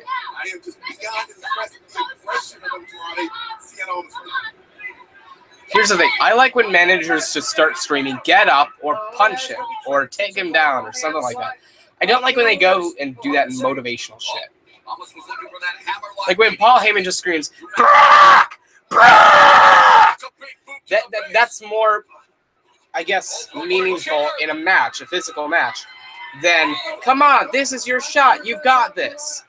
Like, if I'm quarterbacking an NFL team, and I'm going into the locker rooms at halftime, and I've thrown 2 picks and a touchdown for 110 yards, and I'm 9 for 22, which is probably too elevated a statistic for halftime, but still.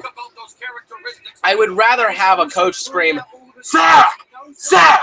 What are you thinking? Go out and play like a man!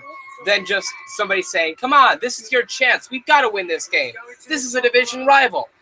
I'd rather somebody scream at me, you're fucking shit up, than, come on, you can do that. And that's maybe just me. But I would rather have somebody scream in my face, stop fucking up, than somebody scream, come on, you can do it. Perhaps I'm just the guy that doesn't really have more meaning to inspirational shit than just, fuck you, you can do better. But, I just like it more when a manager goes and says, hey, fucking work, stop taunting, instead of, come on, this is your chance. This is your opportunity. You haven't held this title before. You can win this title. That's just me.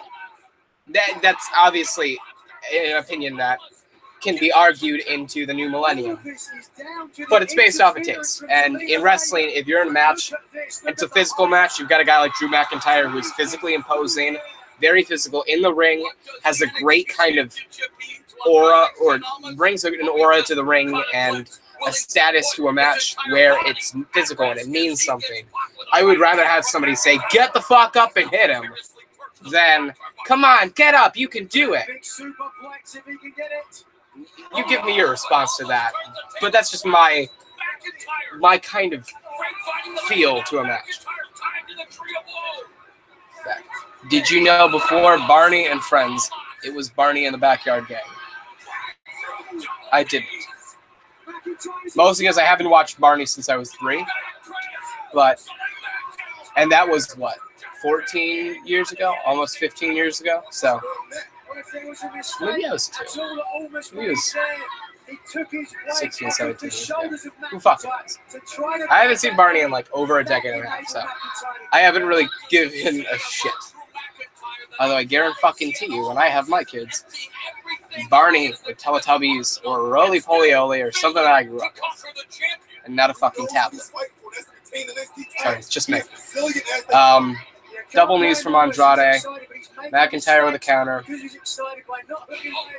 Missed. Okay, sit out powerbomb. 1, 2. Kick out at 2.5, 2.5, 2.6. Well, that's what McIntyre was looking for earlier on the outside. He hit it in the middle of the ring. Match has been good, decent. Is the best place to hit it. Out of a rating of 5 scale, maybe a 3.25 so far. I think the best is yet to come, and I think there could be a climax in this match that hits better, hits harder. But so far, it's been a good match. Been an above average match. Hasn't let me down so far. Let's see how it continues through. Another chop to his chest. Headbutt.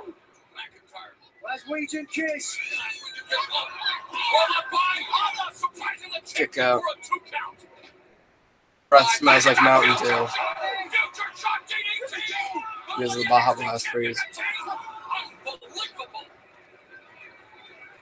There have been so many memorable NXT Championship matches. At TakeOver, we have Kevin Owens, Finn Balor, Samoa Joe in attendance. They've all been involved in memorable confrontations. This one will be added to the annals. What a match it's been thus far. Absolutely no different than those matches, but look at the impact. Future Shock DDT. And he still follows up. And really, here, Drew McIntyre looking to solidify his reign as champion. After a hard-fought title defense against Roderick Strong, now looking for the avalanche of the crowd with the counter. Flips through. Rolls through. Okay. Face first. I call it Dragon Avenue.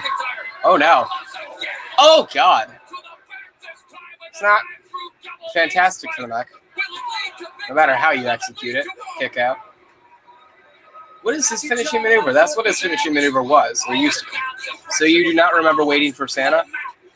I've had it. My childhood was not a great childhood. My mother, even in her alcoholic states, would, told me that Santa wasn't real when I was like 5. And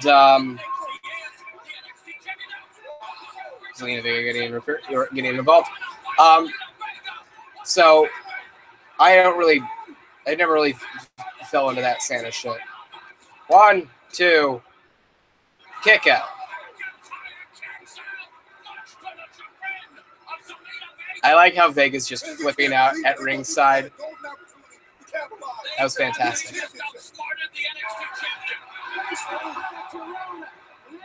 I would let her hit a Hurricanrana on me any day. Any fucking day. But no, I was told at a very young age Santa wasn't real, so I wouldn't really leave my hopes up for anything. And primarily because usually parents will say, oh, Santa will get you coal, Claiborne. Santa will get you coal if you don't behave. But, you idiot, if you're close to the rope, hook the leg that's closest to the rope, you dipshit. Anyway, it was a case of like, my mother was an asshole, so from a very young age, I would call her an asshole. I would call her a dipshit or whatever. I've got a huge vocabulary for a long time, but it's a case of she was just such a prick. It was like she deserved no respect. She would beat me with whatever she could find. She was an alcoholic. She was just not worthy of being called mom. I call her Gina, so that tells you how much. So when she realized she couldn't really use Santa against me to get me to behave because there was no way of getting me to behave, she just called it quits and was like, all right, well, might as well tell him early so that way, he doesn't grow up like an asshole. I don't fucking know what she was thinking, but she knew she couldn't use it against me. So That was her reasoning. I don't remember waiting for Santa. I just remember going to sleep. And at a very young age, I would just wake up, and I wouldn't try to roll over to go back to sleep. I would just wake up and get out of bed. That's obviously not the same because I don't sleep anymore. Oh, Jesus.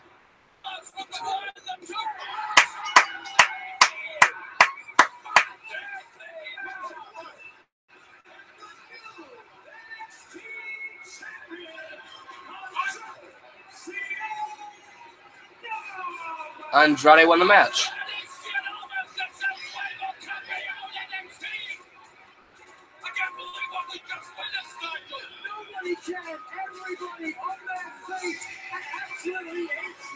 Damn. Almost wins.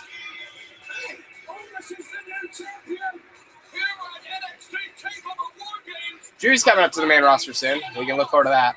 I remember waiting for Santa from Barney in the backyard game. I don't. Sorry. But yeah, that's my story. That's my sad childhood. But yeah, and then later on I'd be like, okay, I'm going to bed, I'm gonna roll over, I'm gonna keep sleeping. And then I'd be woken up at like 5 o'clock from my asshole of a brother. Santa came! And I'm like, oh, fucking let me sleep.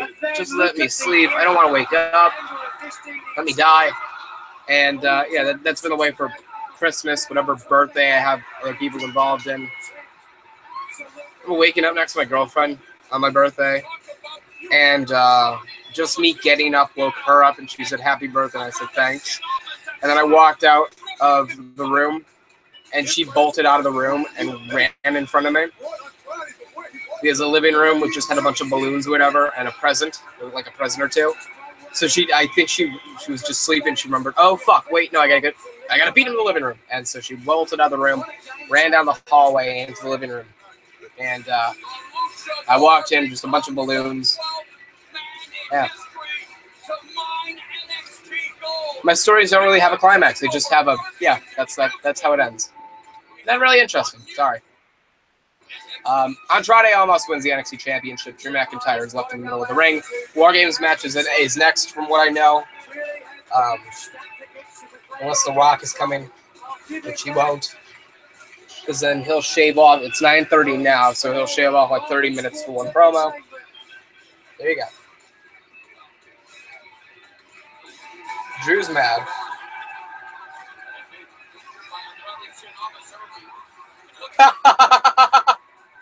You went to raise the title and dropped it behind him. Fucking sad.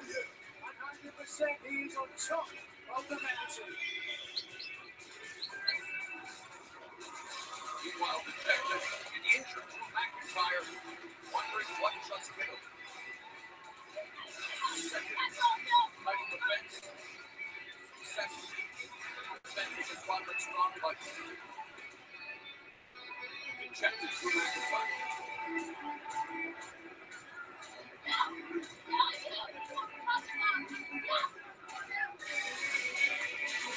And what a contrast between these two. Injected McIntyre in the middle of the ring. El Idolo, successful, the new champion. She's really pretty. I won't stop saying it enough.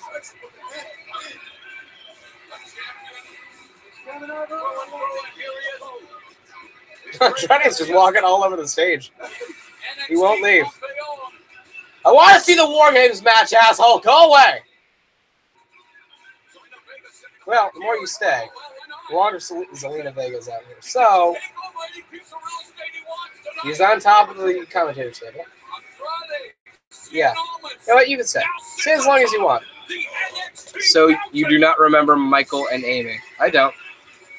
I know people that are named Michael and Amy, but I don't remember the duo of Michael and Amy.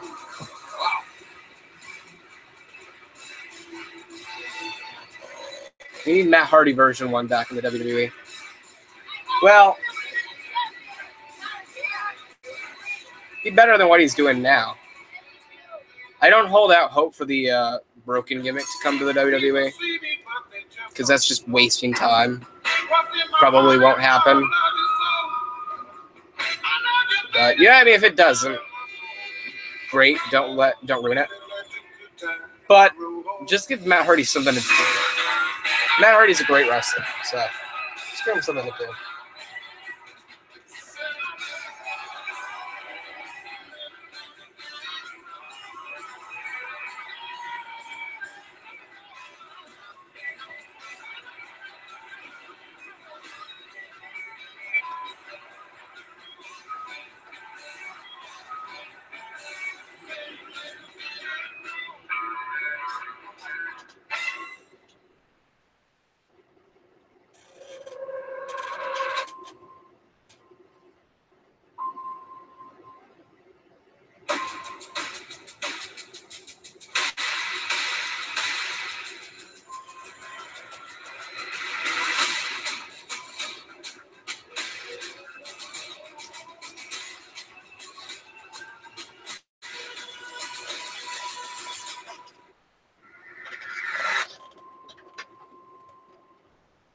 Well, 5 needs some matitude. I read that wrong. My bad. Well, 205 Live can't get Matitude because Matitude is above 205 pounds. To be clear, I mean, the Cruiserweight division used to be 225 pounds. That's why he qualified. But he still wouldn't qualify for that now because he's 236 pounds. So.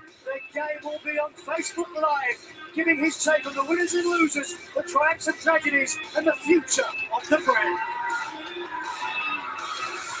So sadly, 205 Live can't gain Matt Hardy. Here comes the WarGames cage. They have a fucking siren for the cage. And police lights. Perfect. Fellas, I've got goosebumps. We're just moments away from the most dangerous match in sports entertainment history being born again. The destruction returns. It's WarGames. Shit, man, it's been a very unsettling feeling seeing this monstrosity come down over the ring, man. A sea of scores about to be settled in highly unsettling fashion. But what did they say? The kings of chaos, sanity are ready to get it on with the agents of anarchy, Undisputed Era. And the enemy of my enemy is my friend alliance of the authors of Peyton and Roderick Strong. 9 NXT superstars will enter the cage. The enemy of thy enemy is thy friend. Take thy kingdom back.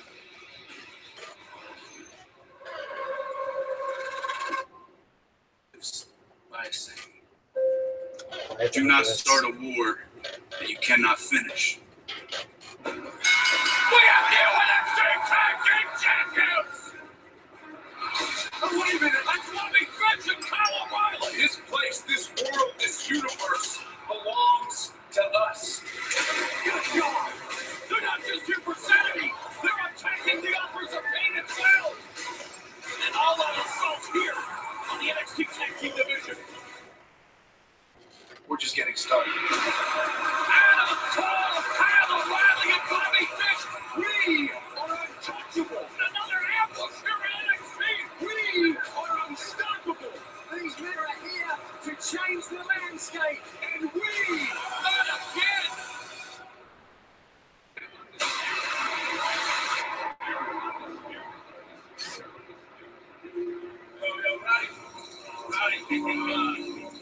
Roderick Strong has come so close to breathing the rarefied air as NXT champion, falling just short. Strong realizes that in many ways he's at a career crossroads.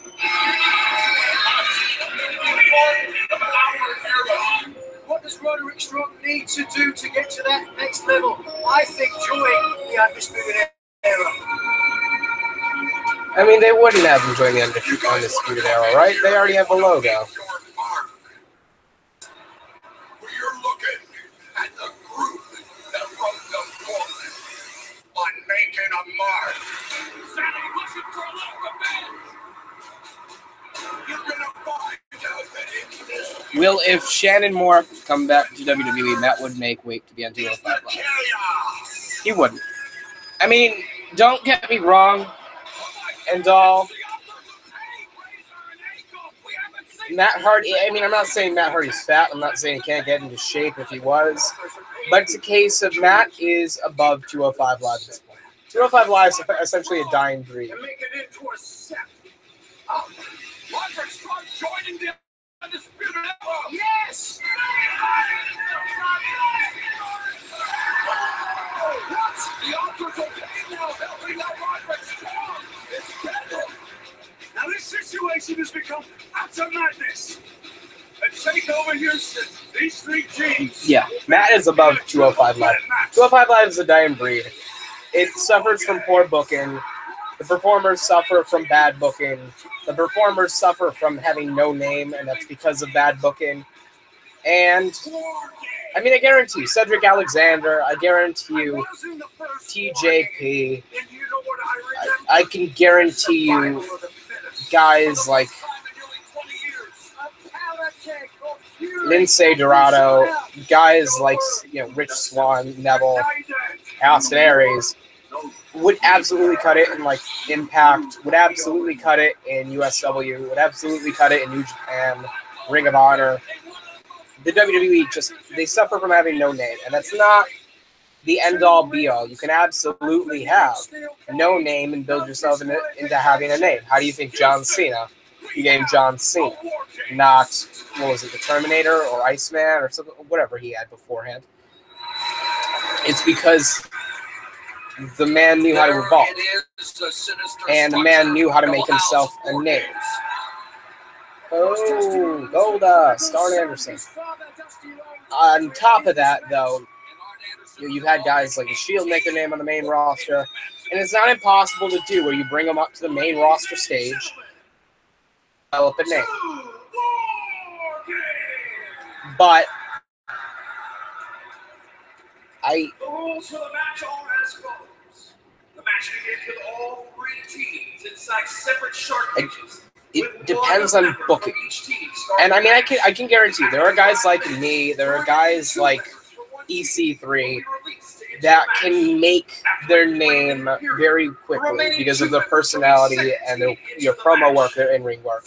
But it's hard for people that don't have any leeway over booking to make their name known on a stage where their name isn't known. You need good booking. You need to have some sort of leeway to be able to make your name known. And the cruiserweights just don't have that. So, that's sad, but I think it's possible to make their name known. If you only had just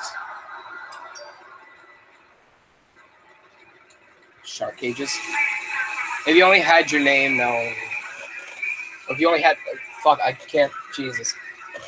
Fuck it. It's possible if you had good booking, if you had leeway to build your name. But if you have bad booking and no leeway, it's impossible to make your name known.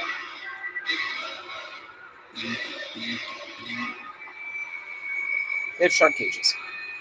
Couldn't have bigger cages. Authors of Pain, Killian, and that's about it.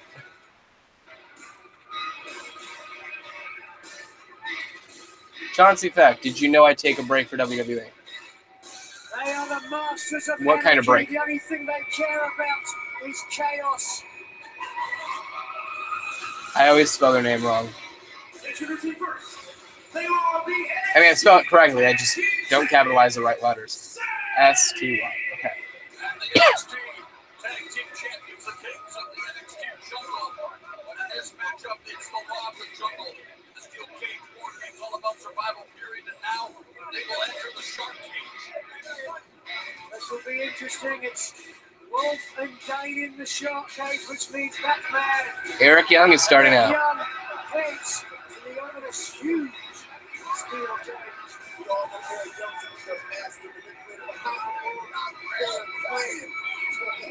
That's what NXT General Manager William Regal was discussing with the team. Who was going to start? Well, it's the crafty veteran, the merchant of mayhem, the leader of SaniTY, Eric Young. I still watch it on Hulu. Nice. In the beginning of this match, it is for him. Who do you have in the WarGames match?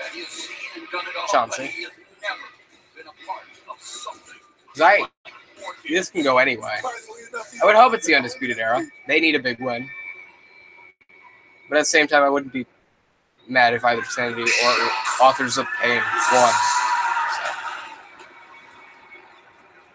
So. Okay. Undisputed Era. Make their way out. So somebody's going to start out the match with Eric Young.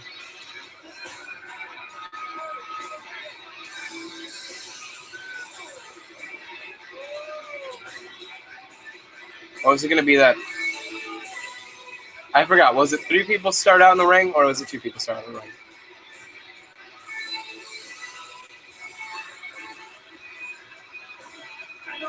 Undisputed. Ah, all right. I like the hand sign. A trio of technical wizards who are equally truculent and arrogant. Well, yeah, 6 person in the scene here. Goldfish and O'Reilly really have raged against the machine. Adam Cole starting out. Almost every other competitor on the brand. Tonight they face 6 of them. They're starting things off. Mercy, now we know why Adam Cole was a little concerned after his talking to WarGames team, Adam Cole, baby. All right. He's entering the fray first. So we start this thing off together. Adam Cole says they're untouchable, unstoppable, and undisputed. The theme fits them. Yeah, I'm hoping Undisputed Era wins as well.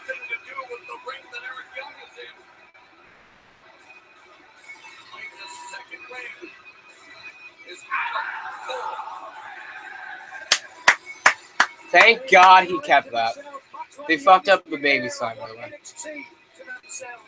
This is a good start.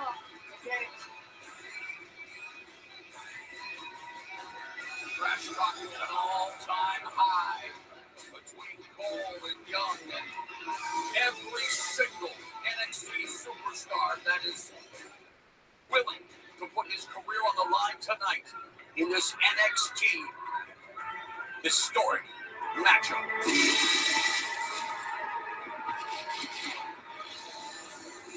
I'm really hoping Roderick Strong comes out in the Authors of Pain get up. That would be great.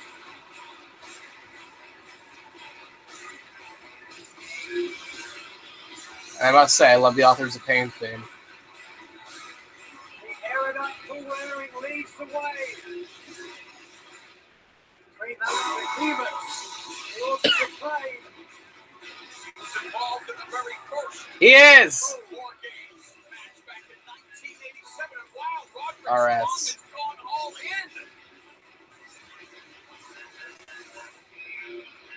in. Did know I like all DC comics.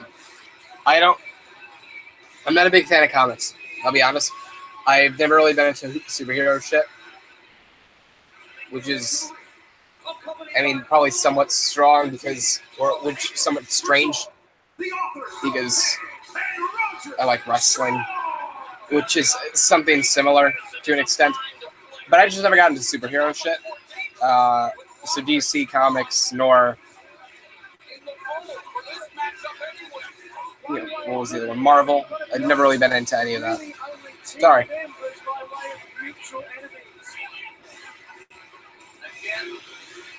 Roderick Strong is starting out.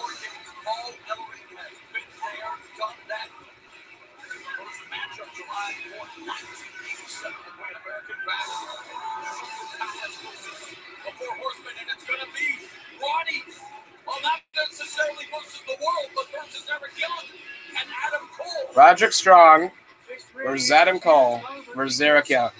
3 guys that never started in WWE. Unless you count like a one-off match. Developmental tryout match. Or squash match. All 9 superstars are in the ring. This is all about trying to get the best of your opponent, trying to simply beat each other up. You can escape too. This should be interesting. It'll be interesting to see if they do. It's a shame they didn't, jump from ring to ring in any of the matches prior. Talk about this NXT first. You talk #WarGames on social media. 10 seconds have gone by. Since WarGames was first 45, announced. Well, 46, here we are. 47, Roderick Strong, 42, 41, Eric Young, 40, and Adam Cole, 39, and there's the rest of the 38, teams in their 37, short cages. 36, 5 minutes 35, 34, 33, before another 32, team will 31. enter the two rings. All right, so if it goes off 4:30, no, yeah, 4:30 Fires off the vote. Salvo is when it should go on off. Adam Cole. That's really good. I think they're going to keep the timer on the entire time. This match. I mean, you've got to remember why he's in this position in the first place. He had the opportunity to join Undisputed Era, and he gave up that. So now he's got to face their wrath as well as the fact that the Authors of Pain really don't care about Roderick A Strong. standoff here, Chris. What's the strategy early on, knowing that the match doesn't officially get underway until minutes later? Stay alive. Do as much as you can to inflict as much damage and punishment to both of your opponents at the ring. Oh, that right hand landed. Crafty veteran Eric Young knocking down Roderick Strong with the right, and Eric Young off to a decent start here. Oh! I'll be honest, folks, I don't know if it is do as much as you can do. Perhaps it's do as little as you can to get away and let the other two fight it out. It's not a catch-22 because I really do want to do that and conserve as much energy at the same time. Does one person get released every 5 minutes, or is it Roderick Strong and Adam Cole? one person from each team gets released every 5 minutes? Because if not, this shit's going to like 10:30, 10:40. Oh, Adam Cole.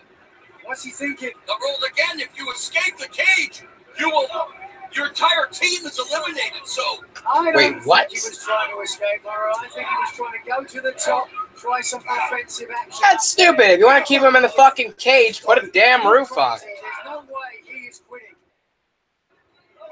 And remember, the match has not started officially. Adam Cole! You need to try it out. Take a break from WWE like I did. I've taken breaks from WWE. I took one right around the summer of Punk into like Survivor Series 2013. Primarily because I was sick and tired of Cena winning everything. Well, with Eric Young and Roderick Strong now, just imagine Which probably ended up being the worst time to take a break from the WWE for that reason. Because immediately Cena stopped winning everything. It was just Punk winning everything. But I also stopped watching. Well, I've been watching since 2006. Well, it hasn't. It was continuous from 2006. But I started watching mostly in 2004 when I was 4. I started wrestling in 2008, and God, I think I've only taken one break from the WWE. Set his sights on Roderick Strong, so Cole, the veteran, just trying to lay I took one break. It bothered me. Honestly, because I tried focusing just on my wrestling so I could be away from everything else. But it didn't help. It didn't work. So, because, I mean, it didn't work for, my wrestling, and it didn't work for the whole, hating Cena thing or hating him winning everything or getting sick and tired of that. It was just, it bothered me. I hated not being in the league. I love the industry. I have a passion for it, which is why I've been wrestling for 10 years. And the WWE is the cream of the crop. I mean, I guarantee you, even if I signed with Impact and if I signed with the Ring of Honor, I'd still watch the WWE and probably still do reviews on it. But it's a case of just, it's the top of the mountain. It's the cream of the crop. A lot of interesting things go on here. I mean, I don't watch the WWE weekly shows. I only watch pay-per-views and special shows. We're on SmackDown, which is too much a week. Regretting the decision to not join the Undisputed Era. No. Why not? This technically qualifies as a break. I'm technically a casual viewer at this point in time, which is weird to think. 15 seconds left. Sure does. 10 seconds left. Tribute to the Nature Boy Ric Flair, and of course Ric Flair involved in so many WarGames matches. Should have gone off at 4:15 or 4:30. 10 seconds left. Final 10 seconds. They were off by 10 seconds. 2 rings surrounded by this cage. It is! So Adam Cole's gone back up in the form of Bobby Fish and Kyle O'Reilly, the Undisputed Era. With the Oh, one team is released every 5 minutes. Interesting. and immediately the crowded pound by Kyle O'Reilly, those open palm strikes, Bobby Fish, couple of hyenas just. To be honest, I never watched WCW. I wasn't born yet, so I never had reason to watch. Opportunity here is to somehow form an alliance with Eric The Monday Night Wars I know of were the brief time TNA Impact and WWE Raw were head-to-head. Roderick Strong. I mean, look, So I was not familiar with WarGames and forgot to watch it before. he's determined, Yeah, so. but listen, he could have created Don't know the rules. absolutely unstoppable. Didn't pay attention to the rules either because I was explaining why I don't. Never waited for Santa Claus. Undisputed Era needs to be measured in its attack. It's Cole, O'Reilly, and Fish unloading on Eric Young. The fuck? This match is still not. No, it's only been a minute. It hasn't been through. What the fuck? Oh, why? It's been 3 minutes apparently. I guess 60 seconds is 3 minutes, guys. I've got to bring out the big guns. Yes, you can't beat anyone at this point. If you can hurt them so bad, they're effectively taken out of the match. Barrel suplex, and that's exactly what Undisputed Era is all about, Nigel. Hey, look, Young and Strong have to find a way to survive in here. Undisputed Era looking to break bones and looking to break the fighting spirit of their opponents. Look at this. Wheelbarrow suplex. So much momentum across the top of the shoulders, lower back. And look at Roderick Strong, though, valiantly trying to put up a fight. Can we just, you know, hold on. As Bobby Fish and Adam Cole have their sights set on Oh, Eric wait, Young. nope, that's not that. Down he goes. Can we all just, you know, get that it was not 3 minutes in a minute, Now's the time. please? Nobody caught that? Nobody caught that. Kyle O'Reilly, Bobby Fish, Sorry to and tweet it, 'cause nobody else tweeted it. their way to Roderick Strong. So, Confidence at an all-time high. is no one else going to call out the fact that it had been a minute? It had only been a minute since Undisputed came out. Yet they said it was 3 minutes. And the games have not even officially begun. Hashtag That's what makes it so NXT terrifying. Takeover. Okay, hashtag WarGames. He was a piece of himself here in WarGames when he was a participant. Talk to all of the legends who are participating. Wait, what? You leave a piece of It's been 3 minutes! Who was next? I'm starting it now. Oh, it's the AOP. Outlook of Pain. This is a game changer. That was confusing. Cavalry is coming for Roderick Strong, Razor, and Angel.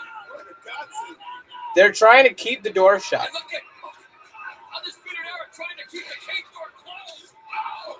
Jesus. And O'Reilly, the door smashed It's been 30 seconds. into his face. I'm keeping track now.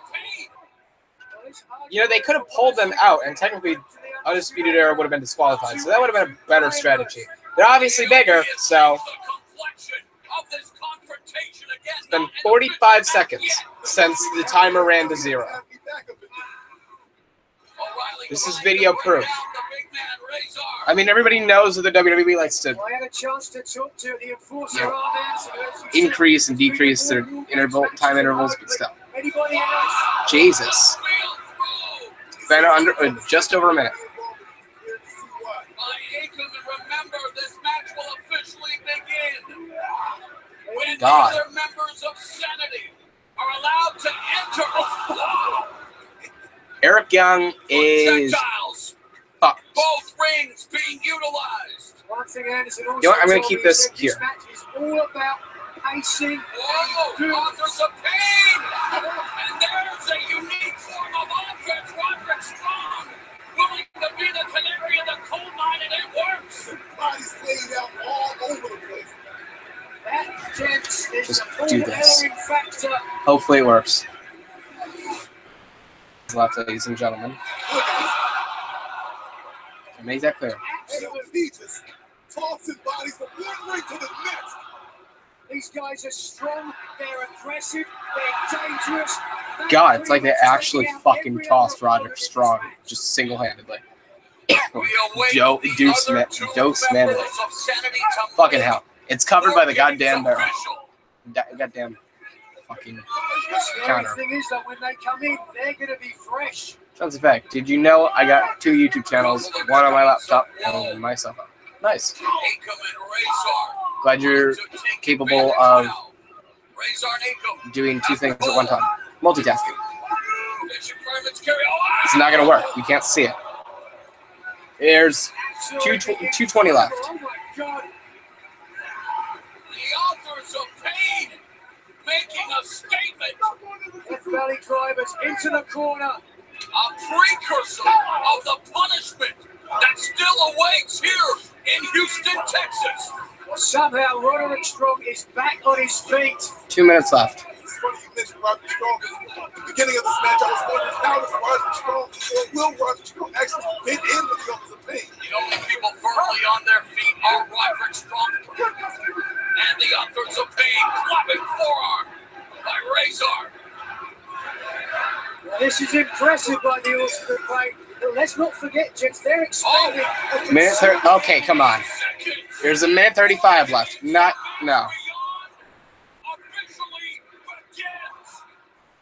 in my book, these now the favourites because they are fresh as a daisy. Alexander Wolf, Killian Dane, and now it's WarGames. Hey, Killian, can you come back? Look what Alexander Wolf has brought to the Nice stick. Bring weapons in. Killian, you're outside the ring. Bring in some weapons. It's not disqualification, right?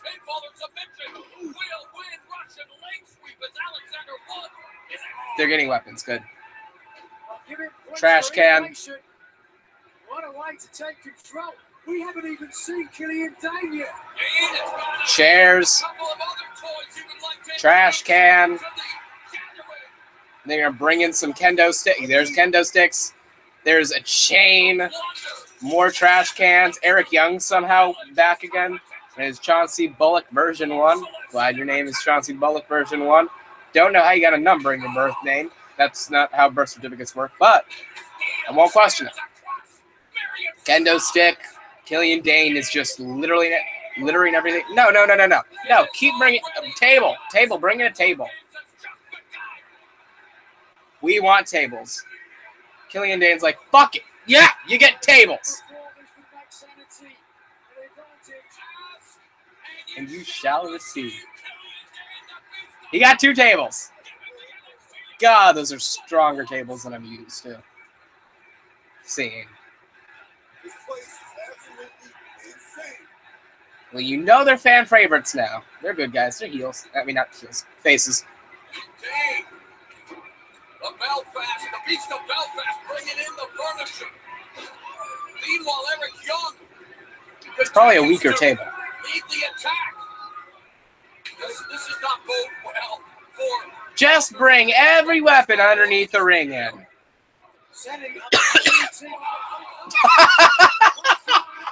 Oh, that's great. That was brilliant. Like Matt Hardy version 1.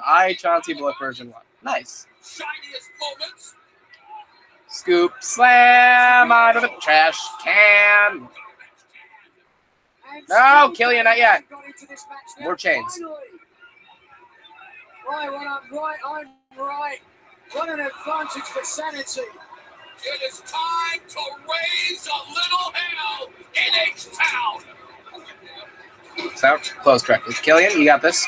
You got it. That's that closed correctly. He is locking the door shut. Locking the door, making sure again. There is no escaping him if you do choose to escape the cage, guys, you forfeit the match for your team. Here comes the Dane. Oh, he's hitting the key. He just locked the padlock. Don't tell me he actually swallowed the key. just swallowed the damn key. What is Killian Dane thinking? And He just swallowed the damn key. Is the key to success for sanity. Look how he's Oh my god. So Aiken and Razar on their feet. And single Poor Killian Dane ate the WarGames key, which has to be a wellness policy violation.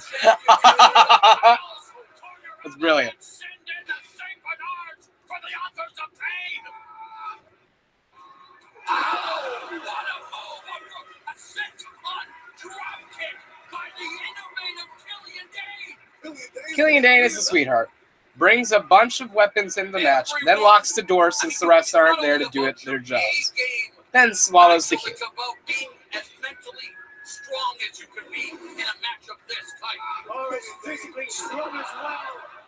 Beautiful combination. This match is a delightful clusterfuck. Again, he's the one who locked the door, so you know he's not going to try to escape what he's going to try to do here. Killian Dane. Jesus. They're all dead. I be back. Got to take my dog outside. That's fine. Dane with the cover. Adam Cole in to save the day. Very first pinfall attempt in this match. Now we If Kyle O'Reilly gives himself an unprotected chair shot to the head, does he still get fined? Adam Cole. That's that kendo stick. See if he can swing it like Jose Altuve. No, blocked by Killian Dane. Swipes him out of his hand. Uh-oh. Break the cage. He goes. Oh, but here comes Bobby Fish trying to chop down the bigger beast of Belfast. Sunset flip attempt by Fish. He's not going Bell down. clapper by Dane. Dane catches and it goes That was brilliant. Killian Dane pulling out all the stuff. Double pin. What an offensive display by Killian Dane. And remember, as we revisit the action, Nigel. Ancient open driver sitting down at the same time. The second time up in this matchup. What innovation from the Beast of Belfast.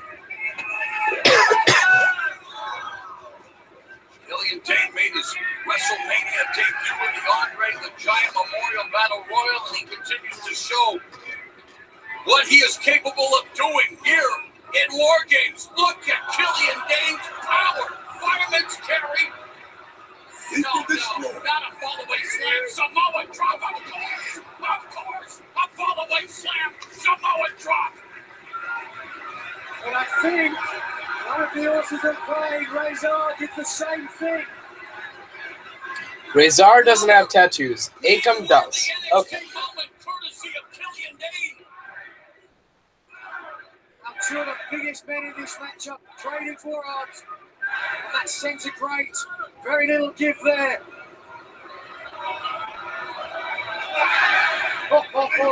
Slamming forearm. Oh, the big boot. By Razor, and a bigger boot from Killian Dane with a bicycle kick. God. And there is It's like a Killian freight Dane truck. Crossbody, but here comes Akam. Oh, that was strong. Power slam. Akam cover on Dane. Well, the others have paid him Roderick Strong in WarGames now. O'Reilly breaking it up with a chain of all things. Yeah. O'Reilly, hey, whatever works. Letting the Undisputed Era go off using the cage. Tornado DDT. Brilliant. By O'Reilly. Now Eric Young looking for a suplex. Oh, that's Ikiri by Cole. This match breaking down. This is so dangerous now. People are tired. No one knows where they are. Up he goes. Chasing the trigger. Chasing victory here in WarGames is the Undisputed Era. But they didn't try to pin him. That says a lot. Everywhere. Dane! Wow! Looking to decapitate Adam Cole with that crushing clothesline. I don't know how to describe everything as O'Reilly and Fish looking to double team Dane.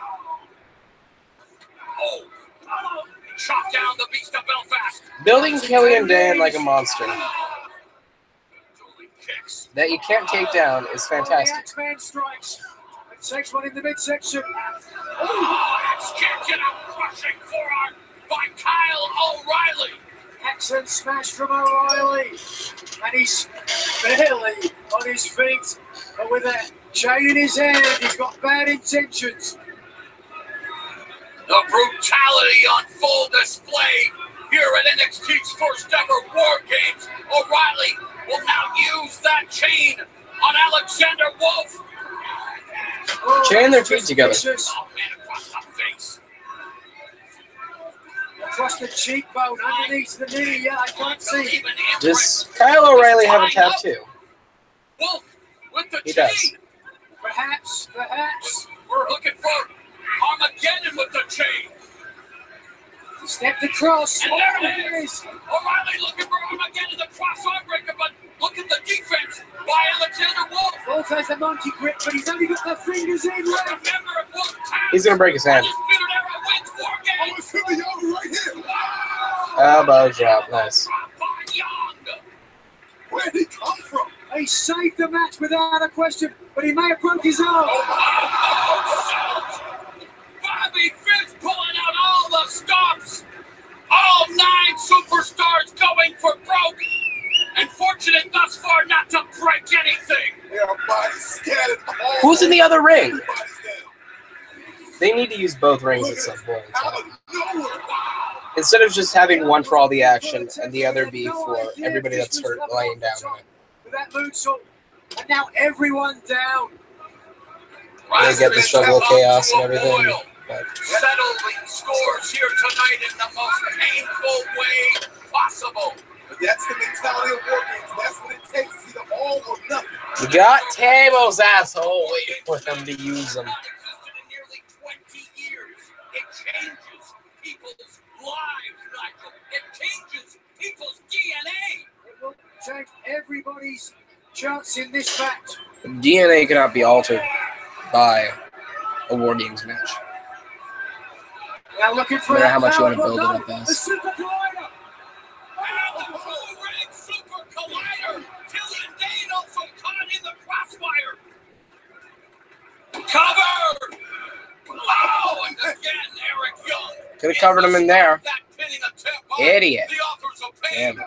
Well, one factor here, which I think could be huge, Paul Ellering is still on the outside, directing traffic for his authors of pain. Yes, he should be. Starting to see the wounds developing between the opponents in the ring. Young lands on his feet. Oh, and Young. I keep confusing who's with the authors of pain and who's with SaniTY. They're two very similar kind of characters. All out chaos. Powerhouses. Although that's Razor on the top Chaos. turnbuckle. Fireman's carry by Eric Young. Where's he finding the power to do this? Eric Young, Death Valley driver on Acom. But can Young cover? Young looking for the lateral press. Young looking to win WarGames for SaniTY.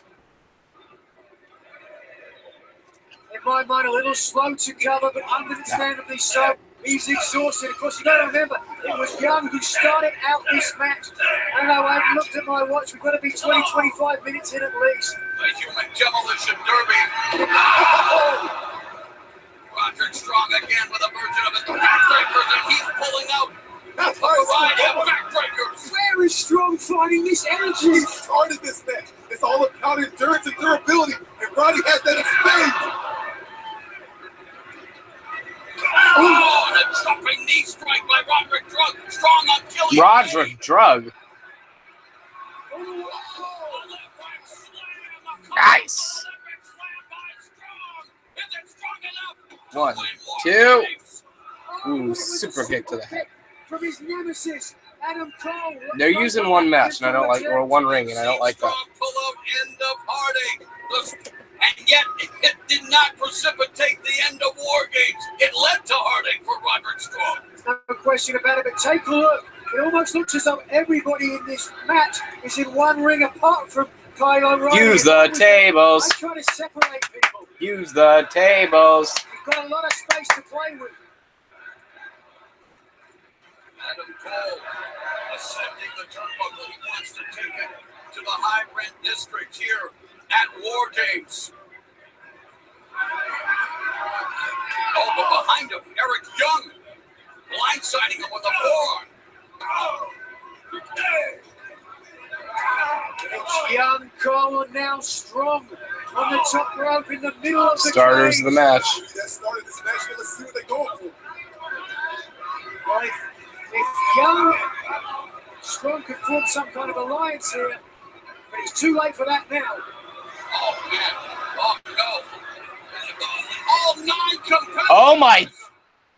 There's no way. Here in Houston at WarGames. Mamma Mia Tower. Cole's off to the top. And look who is left. Relatively unscathed Adam Cole. It's Adam Cole, baby! Play it to the strength.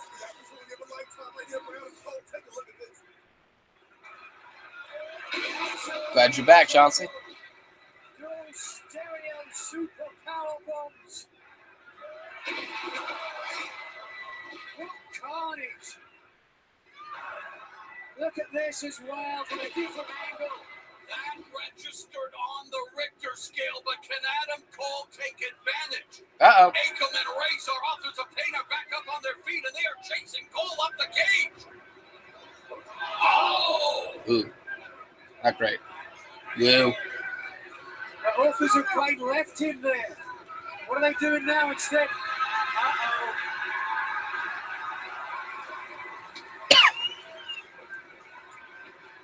You can see table for 3 on the WWE Network. Authors of Pain look like they're setting up what could be a table for 1 for Adam Cole.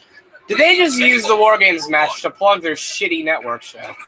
Still on the top Well, table rope. for 3 isn't that bad. I'm not sure if he knows what's in It's store better for than him, Swerve. because if he did, he wouldn't have. Razor and On top? Akam setting up the tables. But who will their target be? Cole's gonna move. Get out of there. Put them on top of each other. Come on. Adam Cole prone. I don't think he realizes that the tables have been set up. He's just trying to recover, trying to buy some valuable time to recuperate. Well, this is it. If they manage to put Adam Cole through both of those tables. Alexander Wolf. Here's what I'd do. I'd have Cole get over the top of the cage, stay out there and try to, just hang on. And then have them, the others being superplex. Oh, Adam Cole's at the top of the cage. And then have others of pain superplex him through the tables while they're power bombed through the tables by everybody else. Oh, wow. Nice. That works too. Chauncey fact, did know I with upset Alex and Maggie break up on Supergirl. I don't know what Supergirl is. I mean, I know who Supergirl is, but I don't know. I think that's a TV show. Oh, neckbreaker.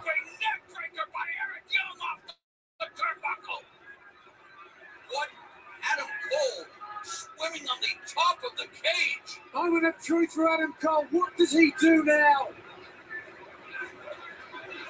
I mean, he could stay up there and try and save himself. Save himself. He needs to help his team get back in the ring. The damage continues to be accrued. Kyle O'Reilly with the garbage can. Oh, Alexander. No. Alexander Wolf is busted open to the top of the head. Good element to add to WarGames. Blood. There was only one way that was going to end up. Where is Adam Cole going to end up? The corner of the cage. Where the fuck do you think he's going? And Killian Dane now back on his feet again. To me, this man has been the most impressive of anyone in this match. The devastation that he is enacting has been absolutely incredible. Alexander Wolf, Butler just fucking cracked his skull open on that table. You need to watch Supergirl? All right. recycle Kyle O'Reilly as Killian Dane, who's had many incredible moments already in this match. And the Beast of Belfast. Now he is climbing the cage. Oh, what is this? Oh my! He just hit a... Killian Dane just hit a coast to coast. I'll give it a try, Chauncey. Nearly I watched the first episode. pounds all the way across the ring into that garbage can. Look at this. Big boy clearing after. Come on, Killian Dane got air. Performance for the Belfast. Real air. What Adam That's Cole? impressive. And Adam Cole is at the top of the cage. Still at the top of the For cage. the second time in this He's going to match, hit something Adam on Cole Eric Young. He's on top. He's poised. You can to see Eric strike embracing perhaps. for it. Okay, we've seen people go from the turnbuckle, the top turnbuckle. You don't tell me that Adam Cole is literally going to put his career in jeopardy here. Anytime you jump, baby. Anytime you jump from the top of something, the top of a cage, it's Well, there's Roderick Strong. Roderick Strong. It's gonna be. And now Adam Cole realizes that Roderick Strong is going to attempt to join him in.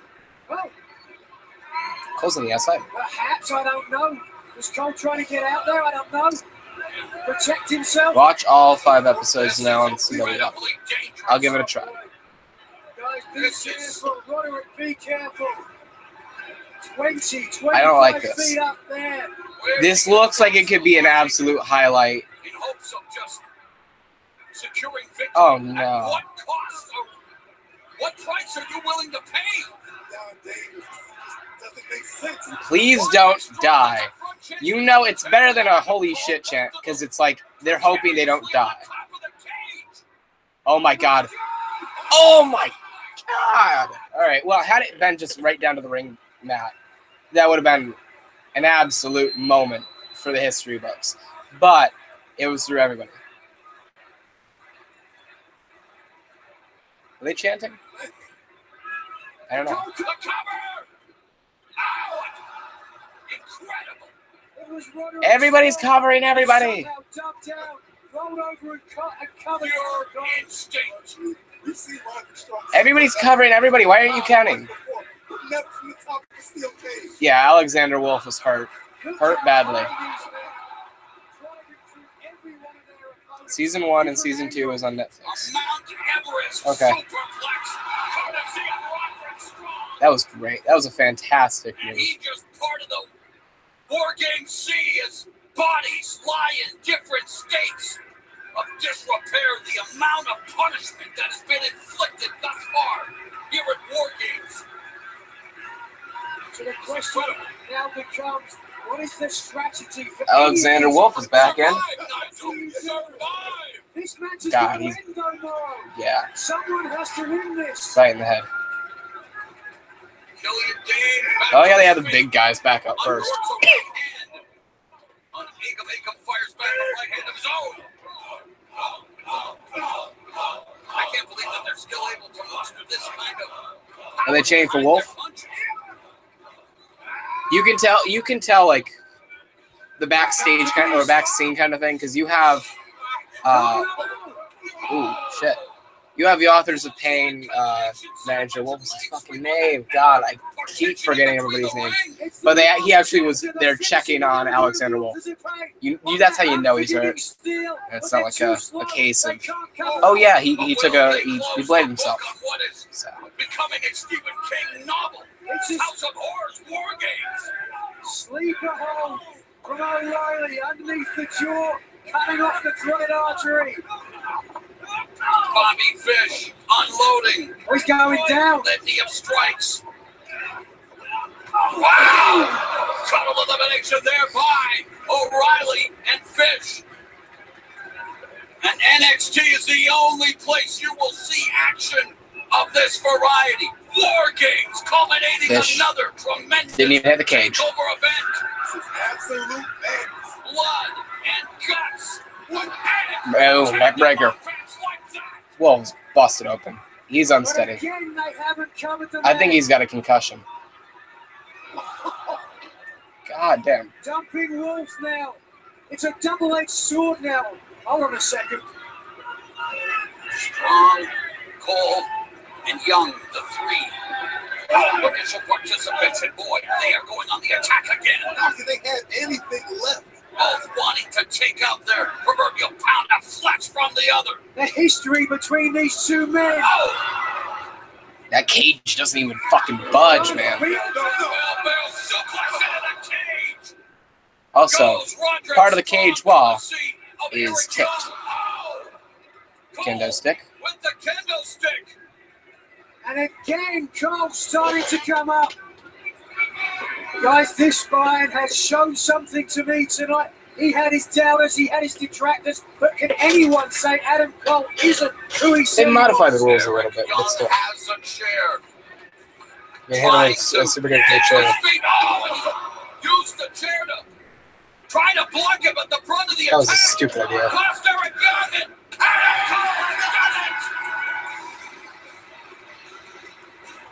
Because of Eric Young's stupidity, Undisputed Era wins. Maybe the Undisputed Era won, but it was still a stupid reason for them to win. Got a good idea, did when you watch Supergirl do a live stream after it go up. I can't, dude. I don't want to live stream anything other than wrestling, really.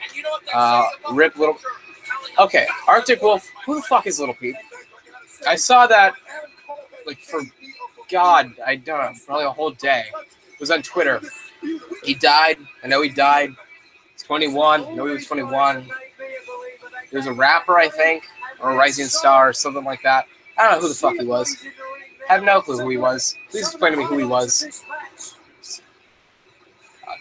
I don't listen to rap. I'm a rock fan. I'm the lead singer of a rock band, so that says enough as it is. And then I think Young was picking up any information, let me know. Oh yeah, Shining Wizard. That was super fun. Somewhat lackluster ending. Happy at the ending though. Happy that it was carnage. Happy that it was absolute mayhem from start to finish. I enjoyed that. Alexander Wolf was bloodied, so that's a good touch. But Adam Cole is absolutely out of all of those 9 guys, he's definitely the head honcho of the NXT stable division. The Kurt Cobain. The Undisputed Era planting its flag in NXT.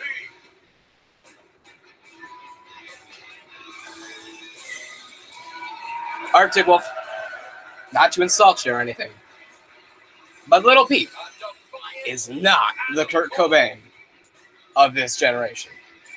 It's said a lot. That's said so often. There will not be another Kurt Cobain of a generation until literally every single person that is capable of feeling emotion and stride knows who they are.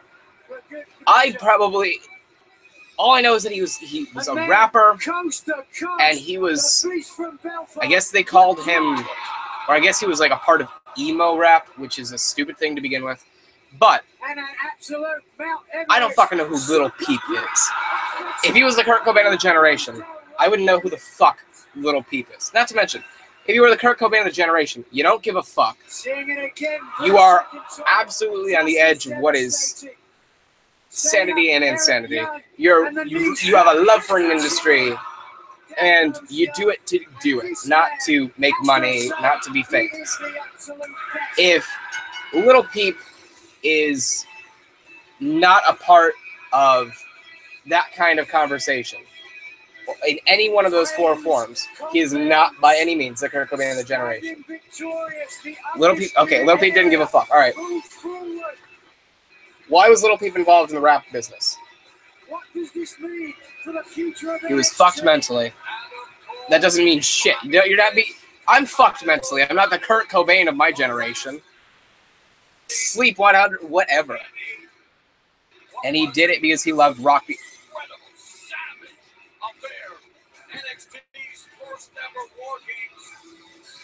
Rock music.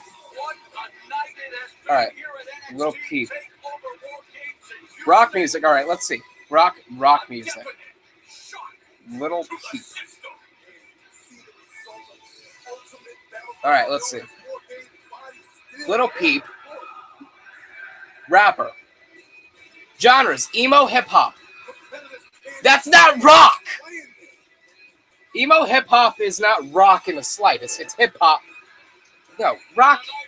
No, all right, I'm sorry, but if anybody thinks hip hop is any sort of form of rock, unless it's like some kind of new metal inspired shit, which Little Peep emo hip hop is not new metal inspired.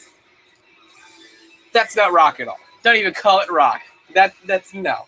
People call shit rock, or people. You never said it was rock. You just said, dude, and he did it because he loved rock music. Oh, okay. Well, you said he loved rock. He loved rock music. All right, so he did it because he loved rock music. So what about doing emo hip-hop was inspired by rock music? I mean, granted, I'm not saying hip-hop can't be inspired by rock music, but what I'm saying is... Oh, God. Inspiration. I get that. I'm not saying it can't be inspired by rock music, but it's a case of if it's saying he loved rock, he did it because he loved rock music, he'd be a rock star, not a hip hop artist. Anyway, unitards, what do you do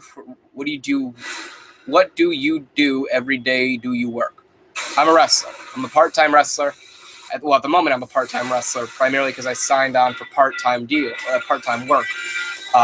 Because I've been doing every week kind of thing for years. So I just started working part-time once I came back to Ultimate Showcase. So I'm a wrestler, and I'm also a musician. Gotta listen to his Hellboy EP. All right, you know what? I'll listen to it. What's your Twitter account? Give me your Twitter. I will follow you. And Take the shot. give me your Twitter, Arctic Wolf. If I may already have it, I don't know. And I will tell you. Well, I'll listen to whatever songs are, I guess, the most popular. And then I'll let you know. I'll tweet at you, and I'll let you know whether I enjoyed it or not. And we'll see what your word is. They're running out of monstrous things. All right, what's your Instagram? What social media do you have?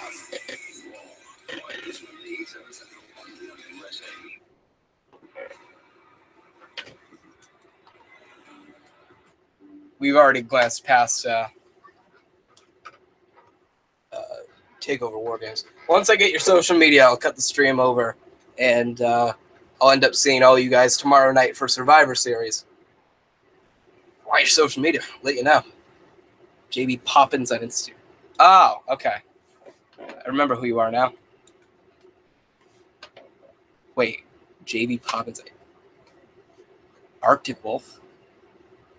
You have 2 YouTube channels? Alright, you know what?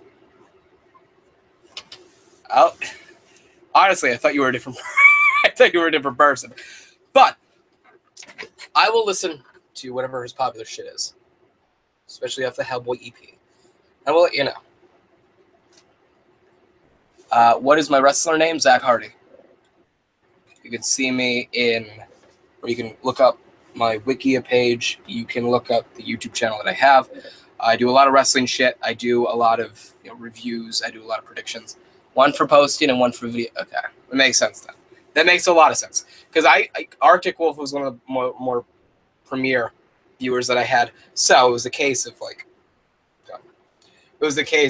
whatever was kind of prominent, I would remember, would stick with me. So I always thought you were a different person. My bad. But I will let you know. I'll listen to some shit probably tomorrow morning. Got a busy day tomorrow. Wish I could watch football. I'm just glad 49ers are playing. But yeah, I'll listen to the shit. Do you have any videos of you wrestling? A lot of them are on the network. Kind of service thing that USW does with their pay-per-view system. It's over a different course of it's a different kind of system than traditional wrestling series, promotions. But yeah, so it's essentially a lot of pay-per-views that go on. They're usually live in the moment. They treat it like PWG, where weekly shows at the moment until they kind of get an idea. Other than when they're put on BBC Sport, they just kind of treat it like PWG, where it's like if you're not there, then you kind of miss out. So it boosts up, attendance sales because they were lacking in that. That's why they made that decision. It was a conscientious move.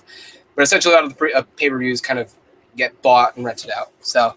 What is my music name? I've had a lot of different theme songs before. It was the first one I started out was "Something in Your Mouth" by Nickelback. Second one was "I Will Not Bow" by Breaking Benjamin. Third was "Somewhere I Belong" by Linkin Park. Fourth was "The Diary of Jane" by Breaking Benjamin. As Enigma, I had "Liberate" by Disturbed. And after "The Diary of Jane," on a few short indie stints that I had, I used "Can You Feel My Heart" by Bringing the Horizon, and now I use Cry of Achilles by Alter Bridge, and I'm hoping to keep Alter Bridge going for a while. A lot of people complain that I changed my music, or my theme music, for too much, and I kind of agree with them. So I tried to find something that would stick and that I could keep for a while.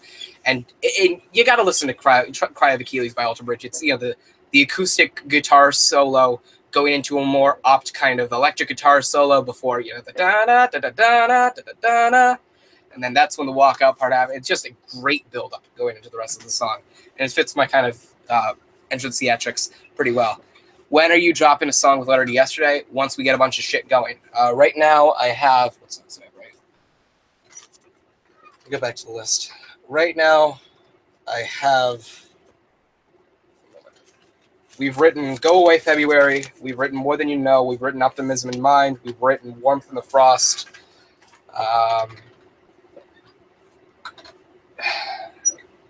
Let's see. What else have I written? We're putting on instrumentals to a lot of them. I'm currently writing Take Thy Kingdom Back, Dim, Burned Out, Crossfire, Down by the Shoreline, One Line Marionette, Legends Never Died, Don't Let Me Lose Myself, Mercy Call, Bite the Bullet, Hurt for So Long, I Was Young, Champagne Lady, Beauty and the Violence, Safe, Holding You Down, Sick and Scared, Fear of Holding On. A lot of these songs will end up just transpiring to whatever else, or whatever album we have afterwards, because we have a 14-song limit. We have What Is Fear, Afterlife, Dead in the Dirt, Reverse Frontier, Help. Let's see. People Like You, Pathetic Man, Who I Am, Sour Apple, Living in a Prison, Unnatural, Reset, Mechanical Failure, Planet, Candle Wax, Free. Yeah, we've got a lot. We've got a lot kind of written, or at least started. So that's like, what, 24, 25, 26 songs. We have 16-song limit for a difference in similarity. So once we get instrumentals and everything like that sorted out and set up and everything, then that's more than likely when we'll be able to drop some stuff. What we're probably going to end up doing is writing out one song, because at the moment our drummer is finishing out a stint with the Navy Guard, and our bassist is finishing up football practice, and then he's got work that he's doing in Rhode Island, so he's going to be staying in Rhode Island for a little bit. And once they come back and we get all situated in and everything, we're going to be recording whatever we've written, putting instrumentals to everything, just grinding out nonstop with a bunch of different work pieces and putting everything together for the album. But at the moment being, we're going to try to write one or two songs with just a guitar, just an acoustic guitar. So that way Alex and I can just put something together while everybody else is off on stint. And, we can just put something out. I'm trying to write something along the lines of Creep by Radiohead, Creep by Stone Temple Pilots, with a kind of mix of the beginning part of Now or Never by 3 Days Grace to kind of build in. It's more of a mellow acoustic guitar kind of just all the way through. No drums, no bass, just straight up right there with just the passion, the vocals in your face. And essentially our music videos are just us playing music. We don't like going over the top with like palm trees and the beach and the ocean and so on and so forth. Like the number one, probably the most out there thing would be the idea for my music video would be me sitting in a desk in high school with a bunch of different kids around me taking a test, and that would be the verse. And then once the chorus hit in, all the kids in the desks would go away. I'd just be left in the desk with, it would go from the kids in the seats, and then the kids in the seats would disappear, and it would just be the band behind me, playing their instruments and so on and so forth as I sing. And it would go back to the kids when the verse, and then the hook would just be me alone, and then the chorus would come in, and then the band would be there. So yeah. When is your next CD coming out? Right now, we haven't dropped a CD yet. We're still in the mode of kind of forming everything out, writing shit down, and putting instrumentals to it. But a difference and similarity, we're hoping to have out before the end of senior year. We're more than likely going to be able to put it out on Spotify and iTunes Music, especially considering we're getting signed to E1 Music soon. More than likely, hopefully, we can hope and pray. Before that, we hope to have a demo out, and with being a part of E1, we'd be able to have our music out on Spotify. We drop a couple music videos out on YouTube, just kind of get more out there, more put to the spotlight, when we could, and kind of give more of an insight. And the most bland music video idea I have is just Alex, sitting somewhat off to the side with me sitting on another side in just two steel chairs, and he's just playing his guitar and I'm singing to the camera, black and white. That's about as plain as you can get. Do you have a YouTube channel with a music video? Not yet. Once we kind of get everything together, then we're going to be uploading or launching a YouTube channel. And if you want to subscribe, so that way you can get updates on when we do make that YouTube channel, that'd be perfectly fine. But once we have everything in place, we'll, behind the scenes, once we're starting to write out and everything like that for the YouTube channel, that would be the content that we put out. Liam McLaughlin, thank you for the middle fingers. I'll leave out links to the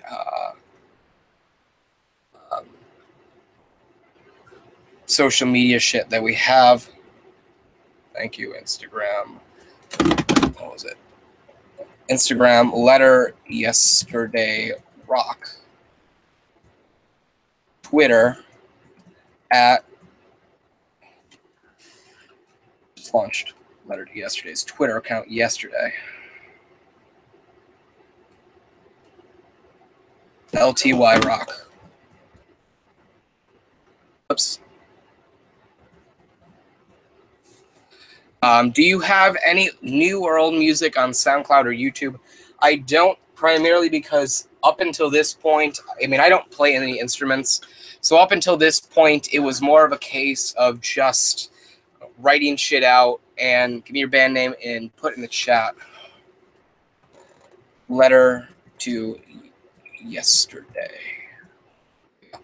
I don't play any instruments, so I would just write out shit and then kind of record it with some scratchy voice kind of bullshit, bad audio microphone, and just kind of leave it and let it sit. And now that I have a band, I can put instrumentals to it, make it mean something other than just lyrics with, empty space in the background. Eventually, once I kind of get more songs written down and everything like that, I'll upload me singing a chorus or a verse from a song, and I'll upload it to our Instagram account or Twitter account. Once we get the YouTube channel up, I'll start uploading shit like that to YouTube and so on and so forth. Once we get a website going up and everything like that, we'll upload it as behind the scenes kind of thing or an in the making kind of thing. But aside from that, right now we just we're kind of we're formulating what we're going to be doing, how we're going to be getting it done, and yeah, that's essentially the plan right now. It's the main plan. That's the only plan. So, God, I'm tired. Also written other songs, I believe. Sour Apple, Optimism Mind, Champagne Lady, Somebody's Phone Password, Dead in the Dirt, What is Fear, Warmth in the Frost. Let go, let it trust. Going on the bus. Holding it down. There's a lot of stuff. Are you guys trying to be mainstream or not? I mean, if we're mainstream, then that's fine, but we just do it because we love making music. And that's the way I think music should be. I don't think it should be the case of making the ones in charge rich, the rich richer. I think it's just, if you love making music, then, make music. But if you love making music and it also starts kicking off, then take advantage of it. Just don't sell out. Keep to what you believe in. Keep doing what you want to do. That's like with Linkin Park. Once they stopped going nu metal, they started going more towards mechanical music and then straight into pop. I didn't like the direction because even in times of a lost teenager, I would look to Linkin Park, and then they would transform to this pop nonsense, and I wouldn't like it. But I'm glad they were doing what they wanted to do. I need YouTube band names so I can look it up on Spotify. We don't have any music out on Spotify or YouTube yet. But Letter to Yesterday is the band's name. I'm sure you'll be able to find it once we get shit going and rolling. This is Take Thy Kingdom Back that I just started writing today. So yeah. Good shit going on. I've been told that a lot of my writing is very clever, so yeah. Clever play on words. And I also have a large vocabulary, so that helps me when it comes down to writing the lyrics and writing out in the writing process. Music is great to make, I can agree. Well, I thank you very much for agreeing with me. Your name is Jordan, right? I always call you JB or JB Poppins. So my apologies. My apologies if I get that wrong, but yeah. So yeah. And I also there's a case of I was told very, very long ago, I loved making music to even a very young age. And a lot of people said, I go Jaden. God damn it. I was close. I will keep calling you Jaden from now on. I'll get that ingrained in my head. There's a case of I loved making music from a very young age, and I was told a long while back, why don't you just start, playing with a drum machine or whatever it may be, and kind of putting together some mechanics for music, so at least you'd have something in the background. And I'd go, I don't like mechanical music. I don't like the sound of music made on machines. I like the sound of just the pure emotion from a legitimate instrument. And since I can't play an instrument, no matter how much I've tried to play an instrument with, practicing the guitar or practicing a little bit on the drums or the bass, I couldn't really wrap my mind around it. And a large portion of that was at the time that I was trying to, practice, the guitar or whatever, the drums or bass. It was around the time where I was either, reigning as the USW champion, or I had a lot to do, or, when it came down to YouTube or other music, I wouldn't be able to wrap my mind around it. But that would just be the main downfall for me. Go now. Have a great night, Jaden. I'm glad you enjoyed the stream. I'll be back on tomorrow night around, I think, 7 o'clock for Survivor Series. 7 o'clock or 8 o'clock.